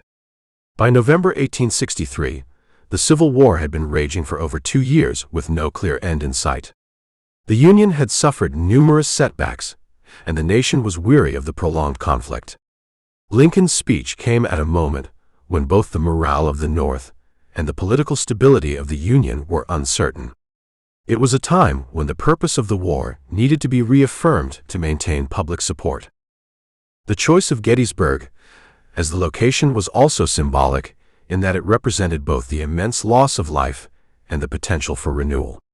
The battlefield had seen some of the most intense fighting of the war, and it was the site of a pivotal victory for the Union. Lincoln's decision to speak at this particular location tied the ideals of freedom and equality directly to the sacrifices made on that ground. It was a place that encapsulated both the tragedy of the war and the hope for a renewed nation. Lincoln's timing, coming months after the Battle of Gettysburg, gave the address added weight. The Union's victory in the battle had provided a much-needed boost to Northern morale. However, the war was far from over, and the address was delivered in the context of ongoing conflict. By speaking at this moment, Lincoln sought to both honor the fallen and offer a vision for the future of the nation, giving hope to those who had sacrificed and encouraging the Union to continue the fight. The timing of the speech also coincided with a critical phase of the war. By November 1863, the Union was beginning to make strides under General Ulysses S. Grant's leadership. The address, while commemorating those who had already died, also set the stage for the future. Lincoln's words sought to inspire the living to continue the struggle, stressing that the sacrifices would be meaningful only if the Union was preserved and slavery abolished. The fact that Lincoln chose to give the address at a time when the nation was torn apart by civil war adds to its historical significance. The nation's unity was in question, and Lincoln needed to remind Americans of the common principles that held the country together. His speech was not just about the soldiers who had fallen at Gettysburg. It was about reaffirming the United States as a nation committed to the ideals of liberty and democracy. The timing underscored the urgency of the message he conveyed. In conclusion, both the location and timing of the Gettysburg Address were crucial to its effectiveness. Gettysburg, as a site of immense loss and significant Union victory, served as the perfect backdrop for Lincoln's call for national unity and renewal. The timing, amid a protracted war, helped to reinforce the address's themes of sacrifice, purpose, and a vision for the nation's future. Lincoln's decision to deliver his speech at this particular place and time made it one of the most powerful and lasting messages of his presidency. The role of public memory. The role of public memory in shaping the legacy of the Gettysburg Address cannot be overstated. Lincoln's words, though brief, were designed to resonate deeply with the American public and endure beyond the immediate moment. The speech's focus on national unity, liberty, and equality helped to frame the Civil War not just as a military conflict, but as a moral struggle for the very soul of the nation. Over time, the address became a foundational moment in the collective memory of the United States, a symbol of the nation's commitment to its founding ideals. Public memory of the Gettysburg Address has also been shaped by the ways in which it was remembered and commemorated in the years following the speech. Lincoln's address quickly became a touchstone for those advocating for national unity and civil rights. As the nation moved through Reconstruction and into the 20th century, the address was invoked by leaders and activists alike to remind Americans of their shared values. Its message of equality and freedom became central to the civil rights movements of the 1960s and beyond, cementing its place in the nation's public memory. The way the public remembers the Gettysburg Address is also influenced by the broader context of American history. As the country underwent significant social and political changes, the address continued to take on new meanings. During times of national crisis, such as the Great Depression and the civil rights struggles, the speech was remembered as a call for justice and a more perfect union. Public memory of the address, therefore, evolved in response to the challenges and ideals of each new era. The role of public memory in shaping the address's legacy is also linked to the symbolism of its words. Lincoln's phrase, "A new birth of freedom," became an enduring symbol of America's potential for renewal. Over time, this phrase came to represent the possibility of progress, even in the face of deep division. The memory of the Gettysburg Address thus became a lens through which Americans viewed their own history and the future of their country, reminding them of the continual pursuit of freedom and equality. Public memory also emphasizes the enduring relevance of the address in the context of the nation's changing demographics. As the United States grew more diverse, the ideals articulated by Lincoln in the Gettysburg Address resonated with new generations of immigrants and people of different backgrounds. The speech's message of equality became a unifying force, one that transcended regional, ethnic, and racial divisions. In this sense, the Gettysburg Address has played a role in shaping the national identity, helping to forge a more inclusive vision of what it means to be an American. The power of public memory is seen in the way the Gettysburg Address continues to be taught and referenced in schools, politics, and culture. It is frequently quoted by political leaders, educators, and activists as a reminder of the nation's core values. Its place in American education ensures that new generations are introduced to its ideals and are challenged to live up to them. This continued emphasis on the speech reinforces its role as a moral guide and a benchmark for the nation's progress toward fulfilling the promises of liberty and equality. In conclusion, the role of public memory in the Gettysburg Address is a key factor in its lasting impact. The address has evolved from a moment of national mourning to a symbol of hope and a call for justice. As it has been remembered and reinterpreted over time, its message has remained relevant, inspiring Americans to strive for a more united and just society. Public memory has helped ensure that the ideals expressed in Lincoln's speech continue to shape the nation's identity and its future. Chapter 4: The Language of the Address. The language of the Gettysburg Address is one of its most powerful aspects. Delivered in just over 2 minutes, Lincoln's speech was concise yet profound, using simple language to convey deep and lasting ideas. Unlike many political speeches of the time, which were long and complex, Lincoln's words were clear and direct, making them accessible to a broad audience. This simplicity, paired with the emotional weight of the occasion, allowed the speech to resonate deeply with listeners and readers alike. One of the most striking features of the language in the Gettysburg Address is its use of parallelism. Lincoln's phrasing often involved repetition, such as the famous, "We cannot dedicate, we cannot consecrate, we cannot hallow this ground," which creates a rhythmic and powerful effect. This technique served not only to emphasize key points, but also to give the speech a sense of unity and flow. The repetition of words helped to reinforce the message and ensured that Lincoln's ideas would be remembered long after the speech ended. The speech also makes extensive use of antithesis, or the juxtaposition of opposing ideas. One of the most notable examples is Lincoln's use of the phrase, "a nation conceived in liberty," and dedicated to the proposition that all men are created equal. Here, Lincoln contrasts the founding principles of the United States with the reality of the Civil War. By framing the war as a test of the nation's commitment to its founding ideals, Lincoln used antithesis to highlight the stakes of the conflict and the urgency of the struggle. Lincoln's use of metaphor is another key aspect of the speech's language. The phrase, "a new birth of freedom," evokes the image of renewal, suggesting that the war could lead to a transformed and more just nation. Similarly, when Lincoln speaks of this great battlefield of that war, he links the literal site of the Battle of Gettysburg to the larger battle for the soul of the nation.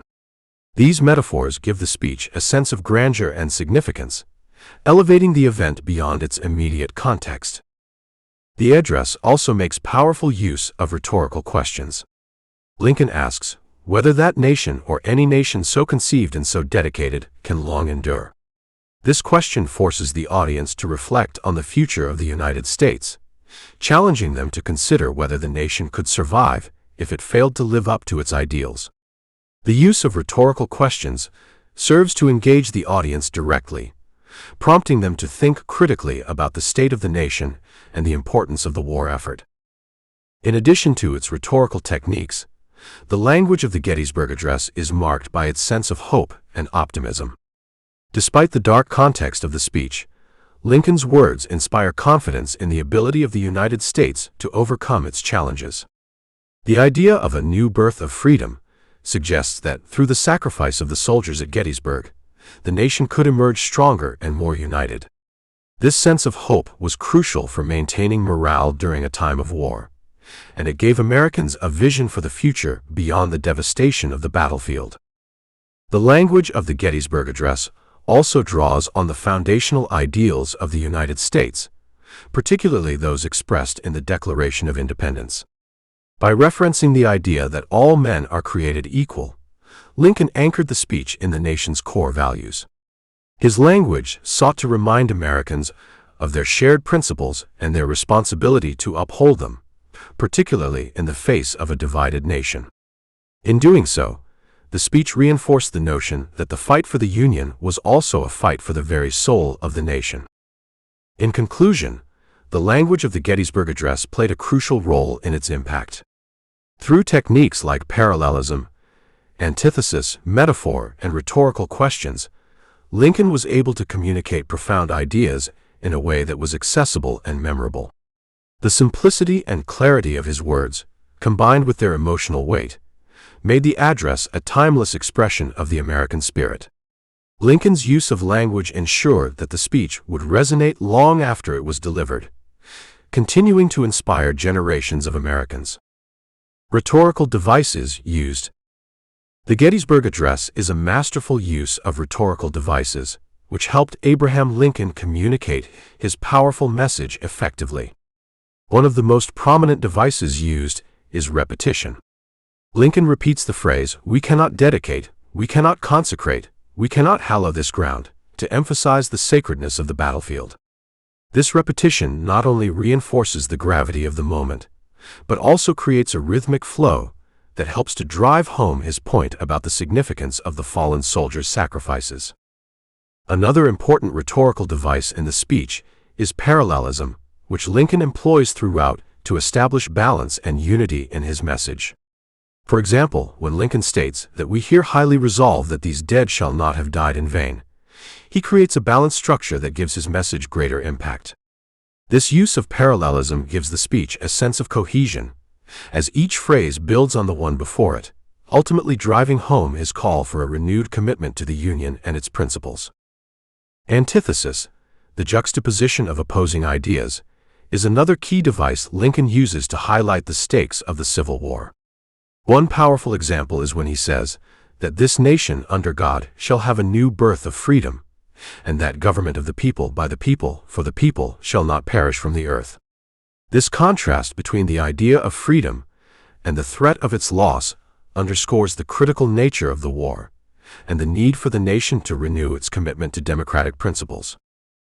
Lincoln also skillfully uses metaphors to convey deeper meanings. For instance, he speaks of a new birth of freedom, framing the Civil War as a transformative event for the nation. This metaphor suggests that, like a person being born again, the United States could emerge from the war renewed and strengthened. The use of metaphor elevates the speech, giving it a sense of hope and possibility, even in the midst of such a devastating conflict. In addition to metaphors, Lincoln incorporates rhetorical questions to engage his audience and provoke thought.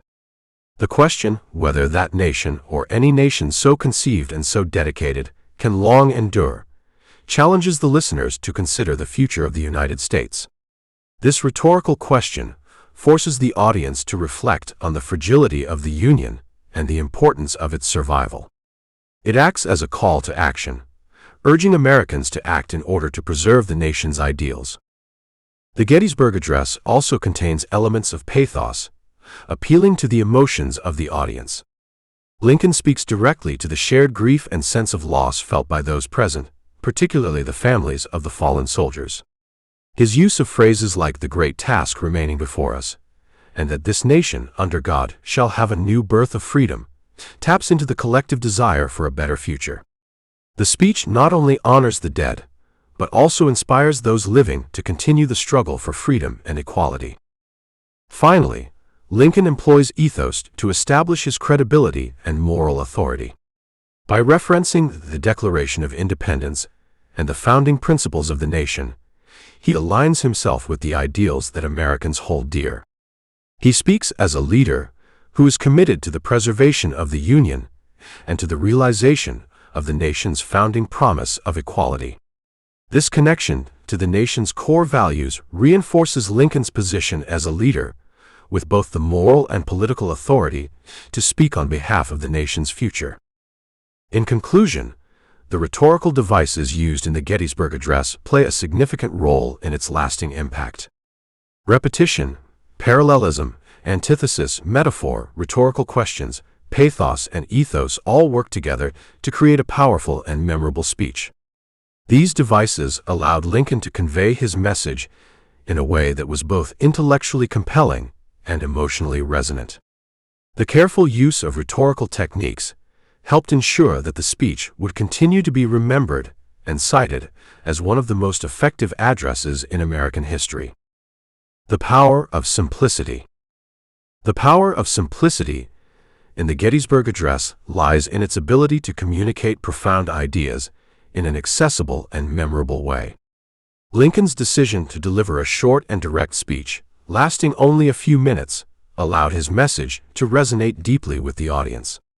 At a time when speeches were often long and filled with complex rhetoric, Lincoln's simplicity stood out as a strength. His clear and concise language made it possible for people from all walks of life to understand the message and reflect on its significance. By using simple language, Lincoln was able to make his ideas universal. He avoided jargon or overly technical terms that would have alienated parts of his audience. Instead, he spoke in a way that connected with both the common soldier and the political elite. This approach made his words more powerful, as they were accessible to a broader range of listeners and could be easily passed down through generations. The simplicity of Lincoln's language also helped to underscore the seriousness of the occasion. The Battle of Gettysburg had been a horrific loss of life, and Lincoln's words, stripped of unnecessary ornamentation, emphasized the somber nature of the event. His straightforward delivery contrasted with the grandeur often associated with political speeches, making his message about the sacrifices of the fallen soldiers even more poignant. The brevity of the Gettysburg Address also gave it a lasting impact. By keeping his message short, Lincoln ensured that the audience would remember his key points. The speech did not get lost in lengthy oration, but instead focused on the essential ideas of national unity, freedom, and equality. This focus on the core message made it easier for future generations to connect with the address and apply its lessons to their own time. Another aspect of the power of simplicity in the speech is its focus on one central theme: the nation's commitment to the ideals of liberty and equality. Lincoln's language avoided excessive elaboration on other issues, allowing the audience to focus entirely on the critical matter at hand. By limiting the scope of his speech, Lincoln was able to make a clear, unforgettable argument for the preservation of the Union and the principles that defined it. Lincoln's choice to avoid political jargon and complex phrasing also made his message more urgent. The war was far from over, and the stakes were high.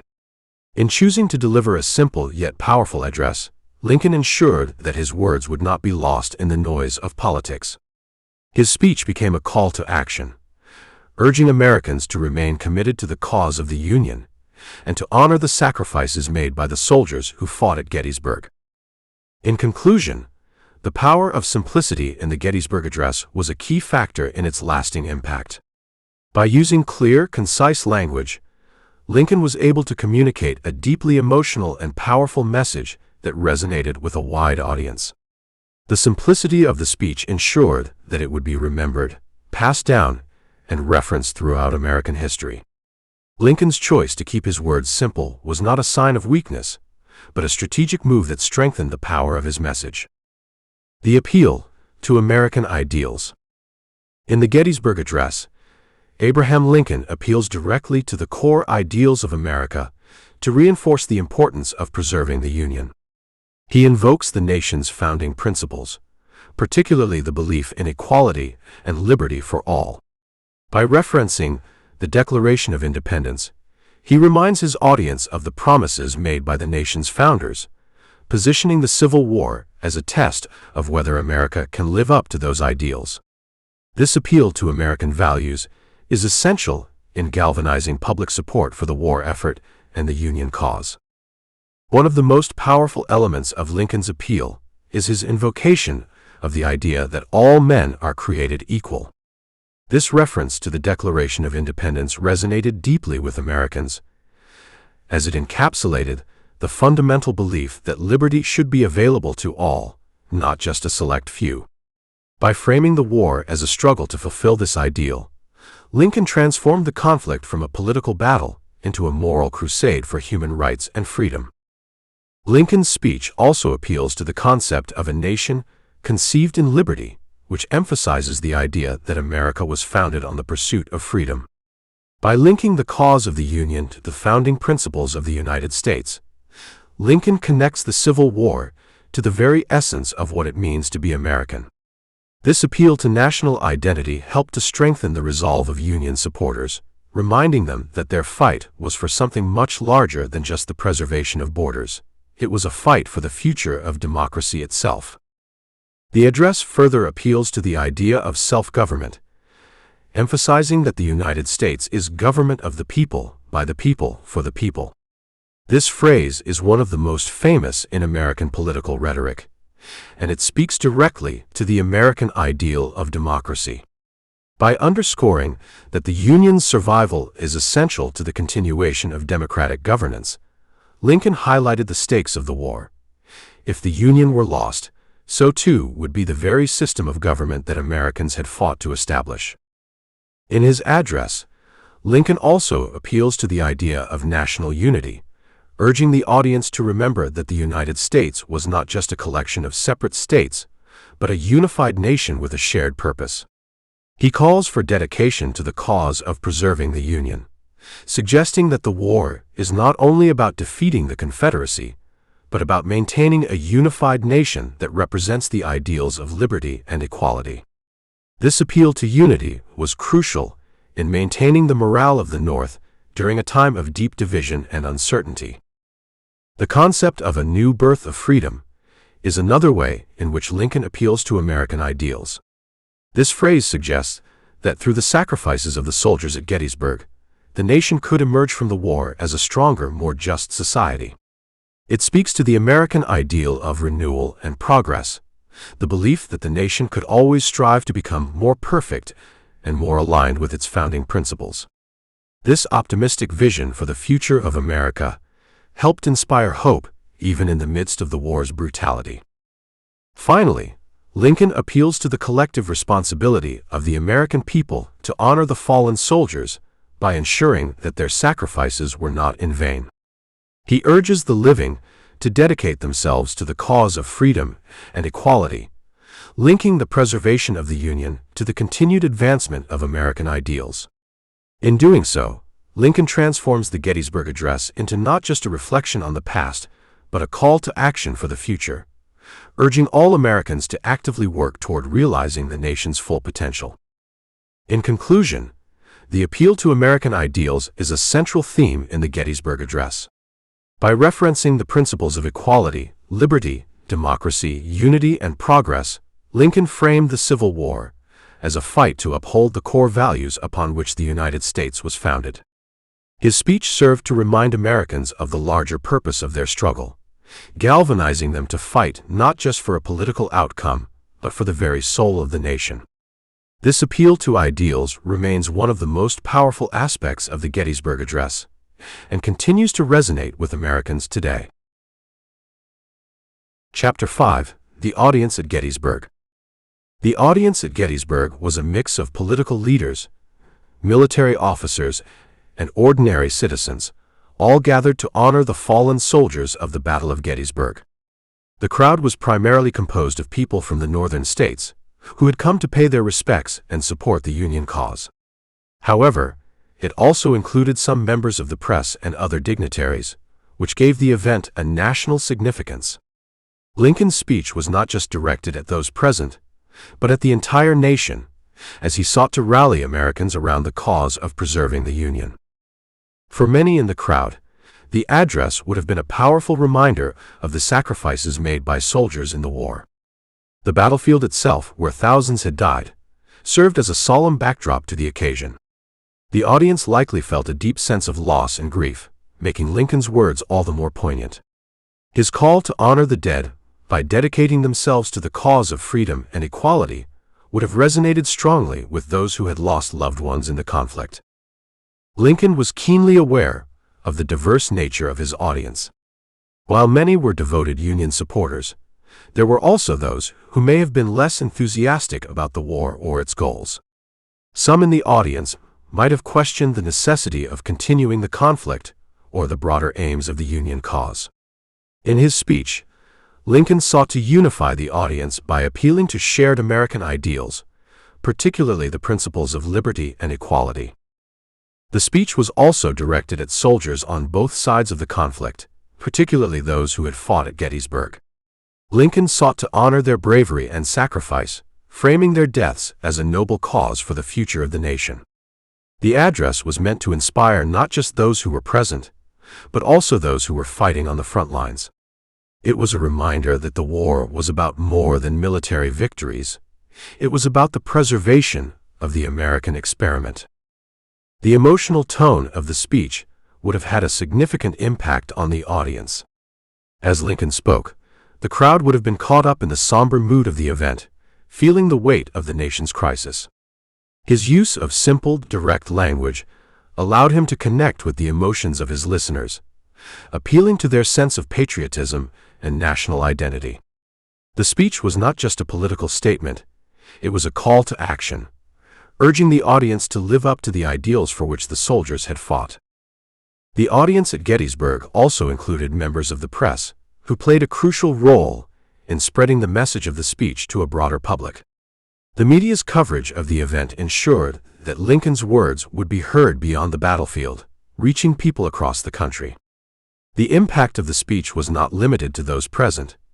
It resonated with Americans everywhere, helping to shape public opinion and galvanize support for the Union cause. In conclusion, the audience at Gettysburg was diverse, consisting of political leaders, military personnel, and civilians who had come together to honor the fallen. Lincoln's speech was crafted to address the concerns and emotions of this audience, while also appealing to the larger national context. His ability to speak to such a broad group of people and unite them around a common cause was a testament to his leadership and his understanding of the nation's ideals. The Gettysburg Address, delivered in front of this varied audience, became one of the most influential speeches in American history. The soldiers and their sacrifices. The soldiers who fought in the Battle of Gettysburg made immense sacrifices, facing not only the horrors of war, but also the uncertainty of the future.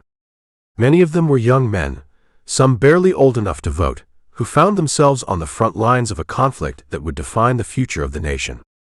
Their courage and commitment to the cause were evident in their willingness to endure grueling battles, harsh conditions, and the constant threat of death. These sacrifices were not just physical but emotional, as many soldiers faced the trauma of battle and the loss of comrades. For the Union soldiers, the battle represented a critical moment in the Civil War, where the outcome could determine the fate of the Union. The fight at Gettysburg was particularly significant, as it marked a turning point in the war, with the Union forces achieving a decisive victory. However, this victory came at a heavy cost, with thousands of soldiers wounded or killed. Their sacrifices were not only for military success, but for the survival of the Union itself, and the preservation of the ideals of liberty and equality. Confederate soldiers also faced tremendous hardships and sacrifices during the battle. Despite being outnumbered and under-resourced, they fought fiercely to defend their way of life. For many, the war was a fight for independence and the protection of their homes and families. The loss at Gettysburg, while devastating, was part of the broader struggle they believed in, and the sacrifices they made were deeply tied to their commitment to their cause. The soldiers' sacrifices went beyond the battlefield.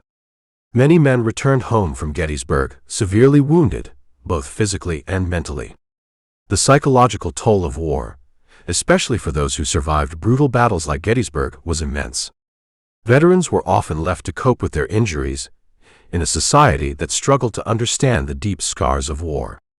Their sacrifices did not end with the battle, but continued long after, as many sought to reintegrate into civilian life while carrying the weight of their experiences. Lincoln, in his Gettysburg Address, recognized the significance of these sacrifices and sought to honor them in a meaningful way. He emphasized that the soldiers' deaths were not in vain, and that the nation would continue to uphold the ideals for which they had fought. His words were an acknowledgment of the immense cost of war, and a pledge that their sacrifices would help shape the future of the country. By doing so, he provided a sense of purpose to the fallen soldiers' sacrifices, turning their deaths into a moral cause for the survival of the nation. In addition to honoring the fallen soldiers, Lincoln also called on the living to continue the fight in their memory. He urged the people of the United States to dedicate themselves to the cause of freedom and equality, ensuring that the sacrifices made at Gettysburg would lead to a more just and unified nation. The idea was not just to mourn the loss of life, but to make the most of the opportunities for change that their deaths had afforded the nation. The sacrifices of the soldiers at Gettysburg were a central theme in the collective memory of the war. Over time, the men who fought there became symbols of the dedication and sacrifice required to preserve the Union. Their bravery and commitment became a touchstone for future generations, reminding Americans of the cost of freedom and the importance of unity. The soldiers' sacrifices at Gettysburg, immortalized by Lincoln's words, became a lasting reminder of the price of war and the need for dedication to the ideals of the nation. The role of the nation's citizens. In the Gettysburg Address, Abraham Lincoln called on the citizens of the United States to take an active role in ensuring that the sacrifices of soldiers were not in vain. He emphasized that the responsibility for preserving the Union and the nation's ideals fell not only on the government and military, but on the people themselves. This was a powerful call to action, reminding Americans that democracy relies on the engagement and commitment of its citizens.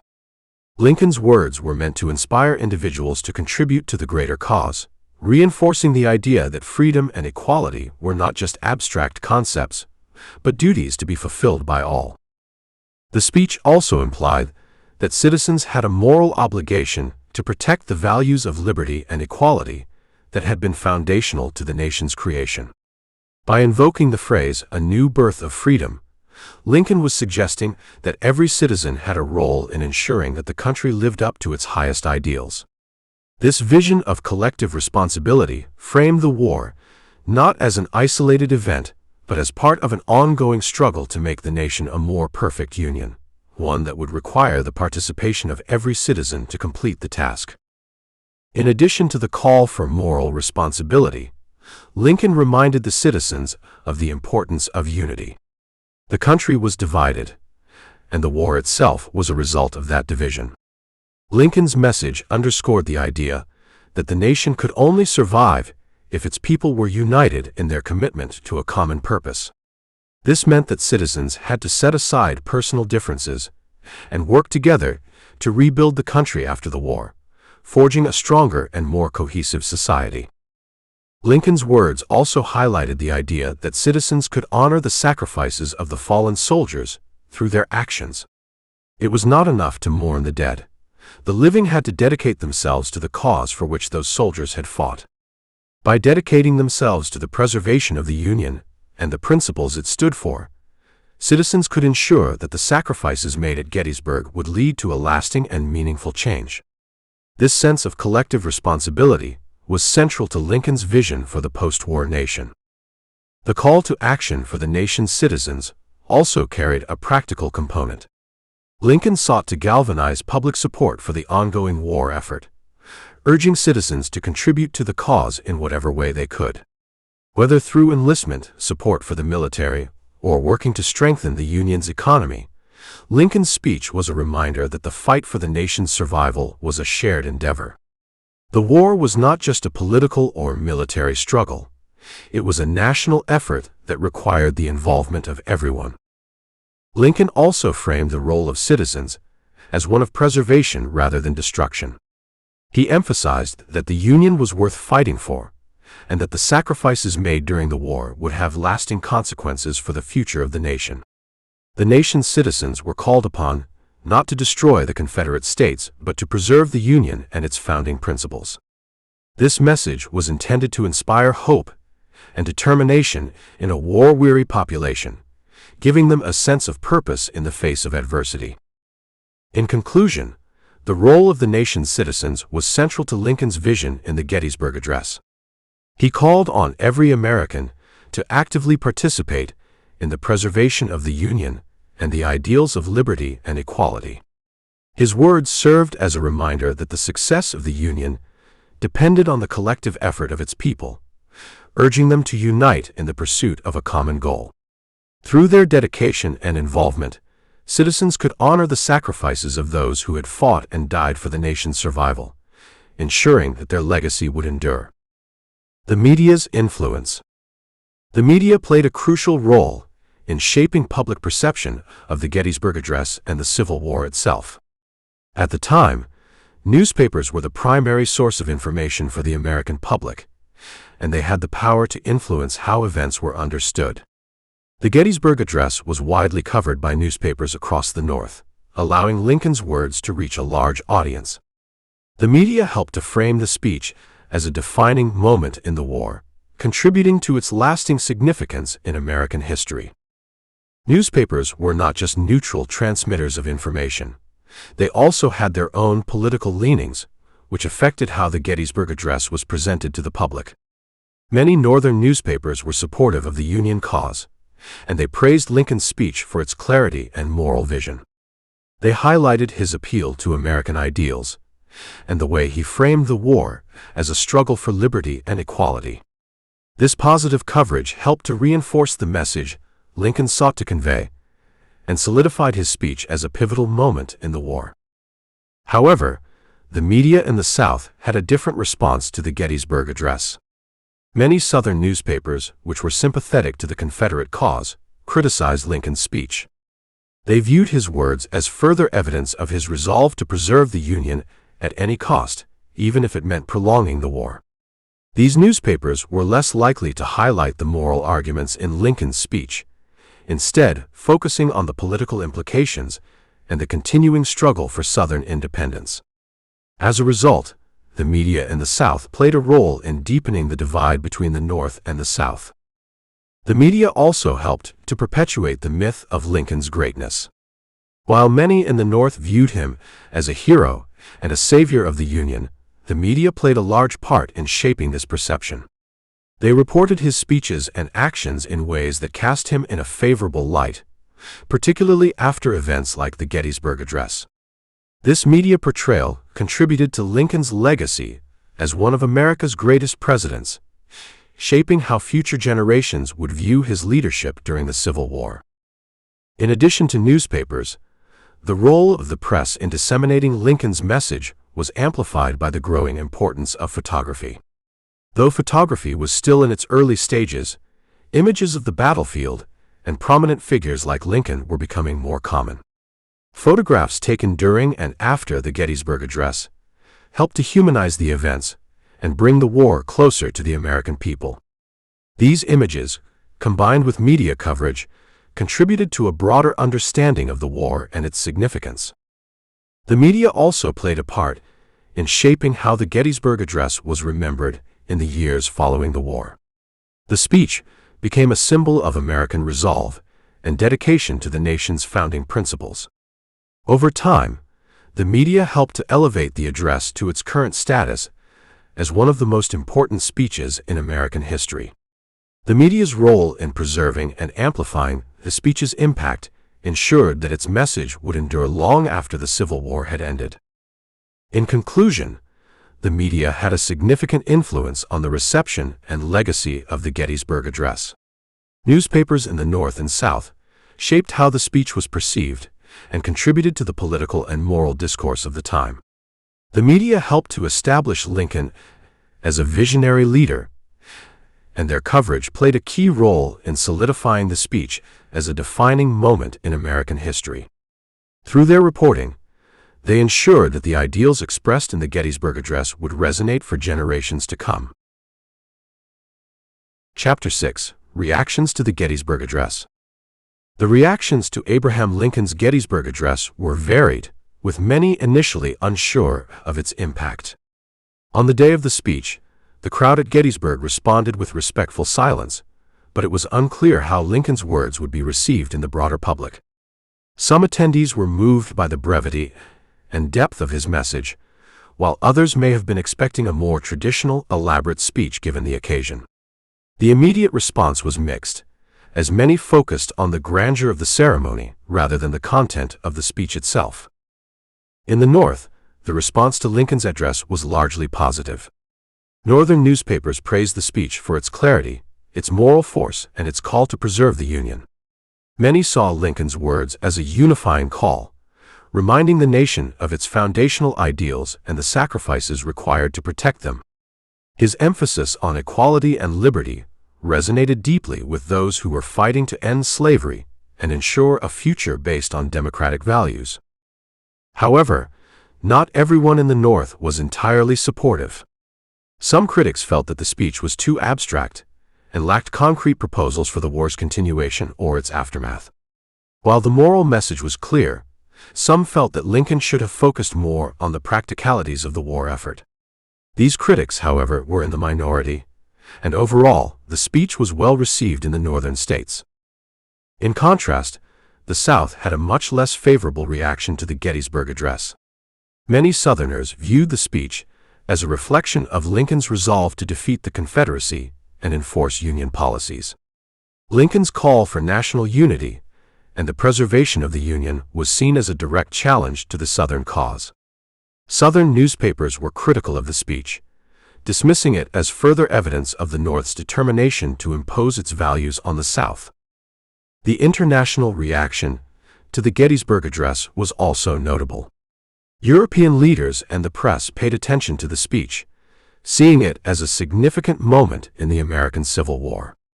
Some European observers were impressed by Lincoln's moral stance, seeing his dedication to liberty and equality as a powerful argument for the Union cause.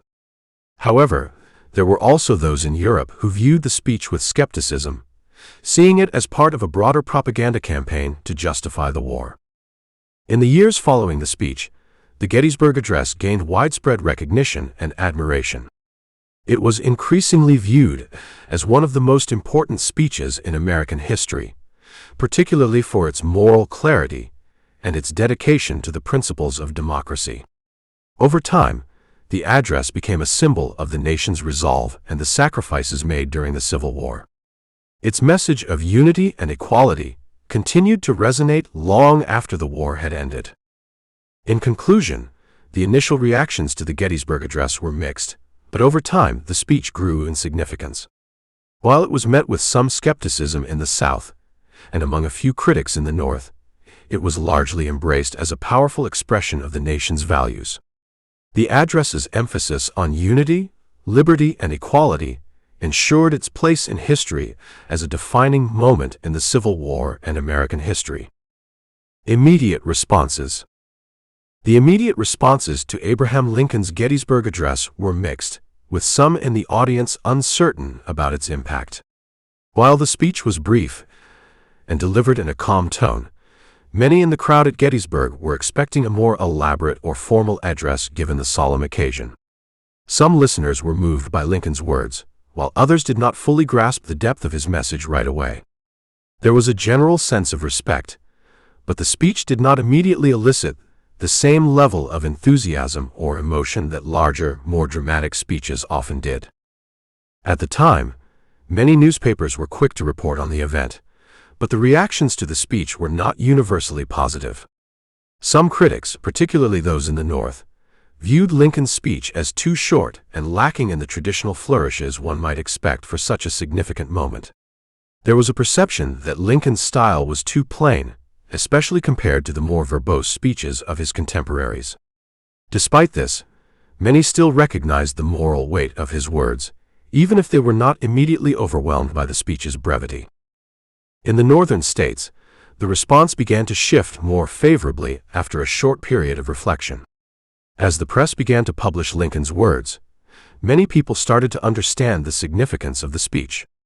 Newspapers in the North praised Lincoln for his clarity, calling the address a powerful expression of the Union's commitment to liberty and equality.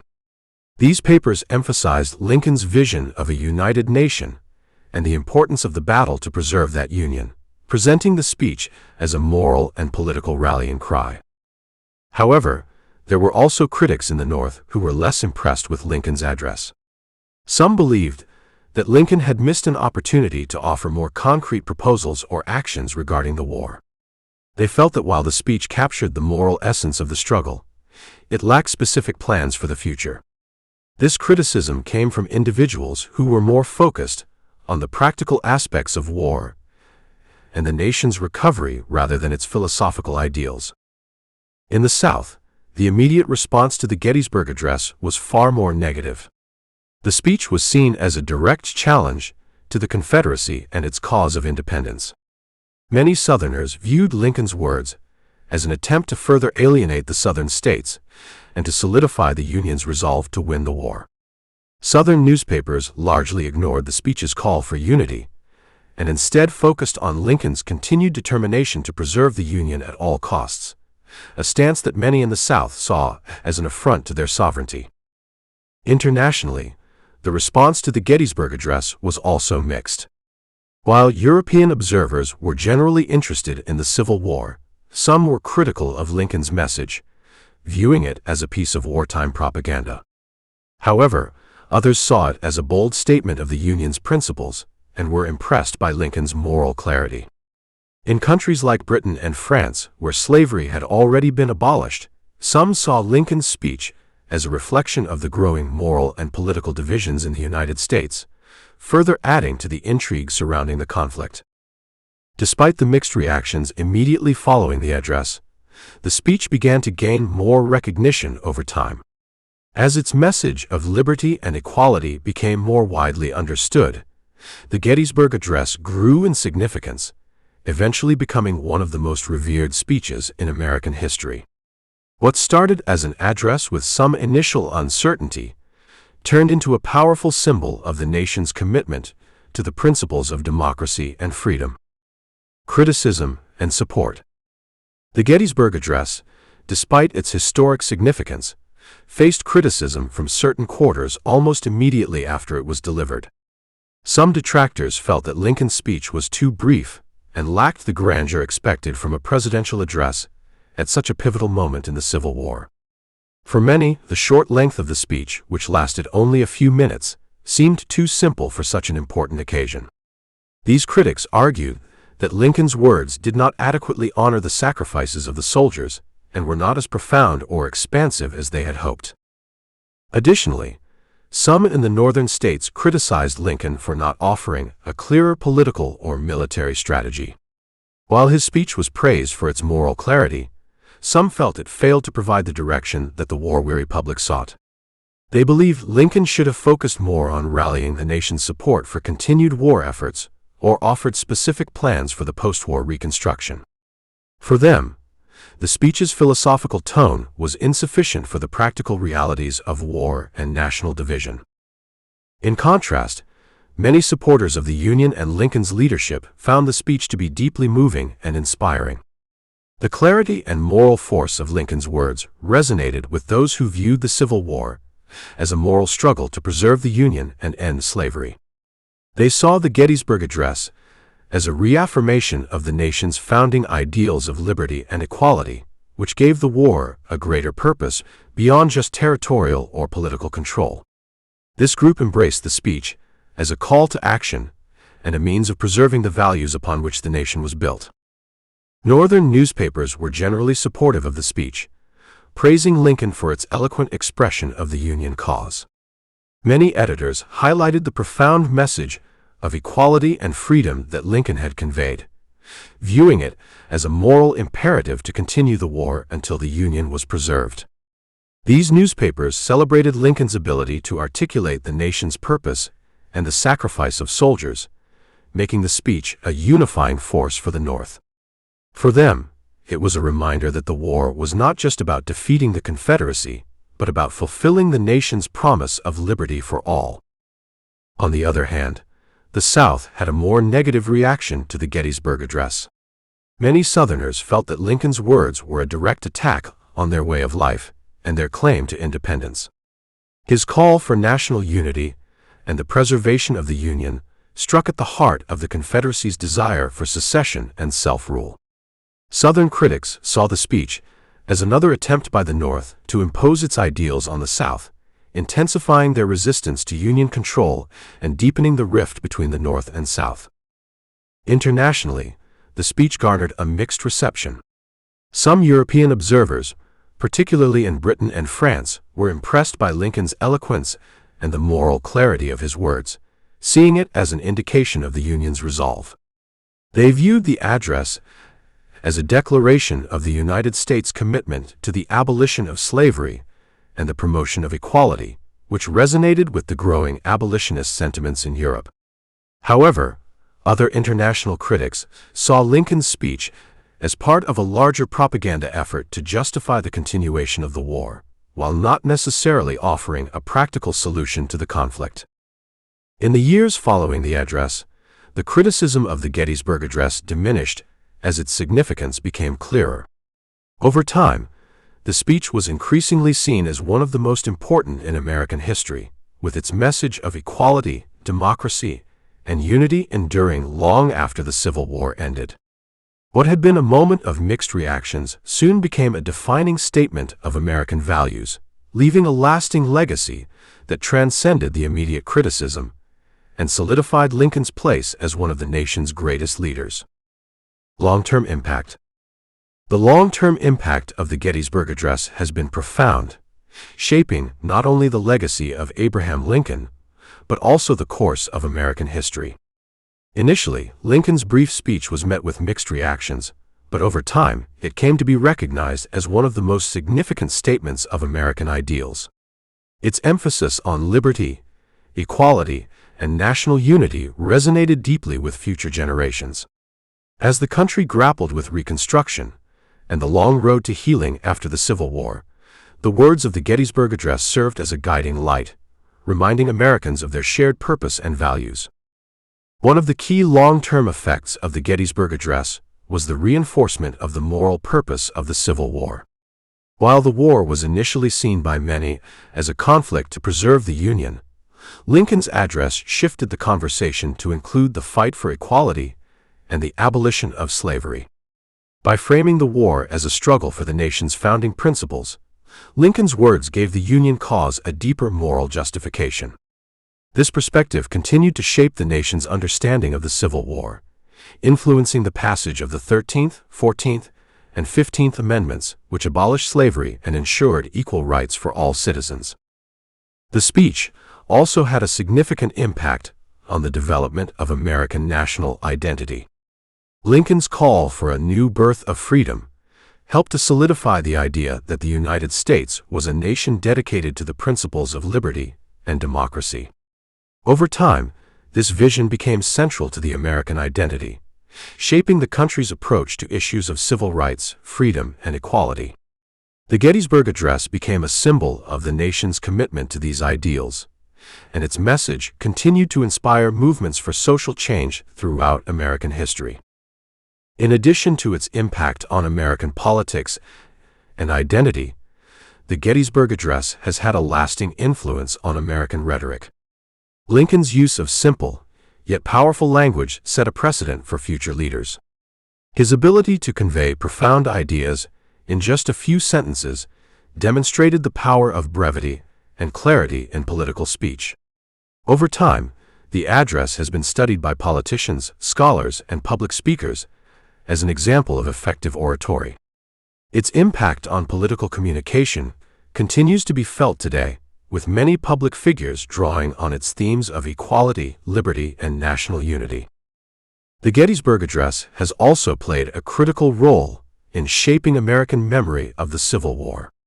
The speech helped to define the war as a struggle not just for the Union, but for a more just and equal society.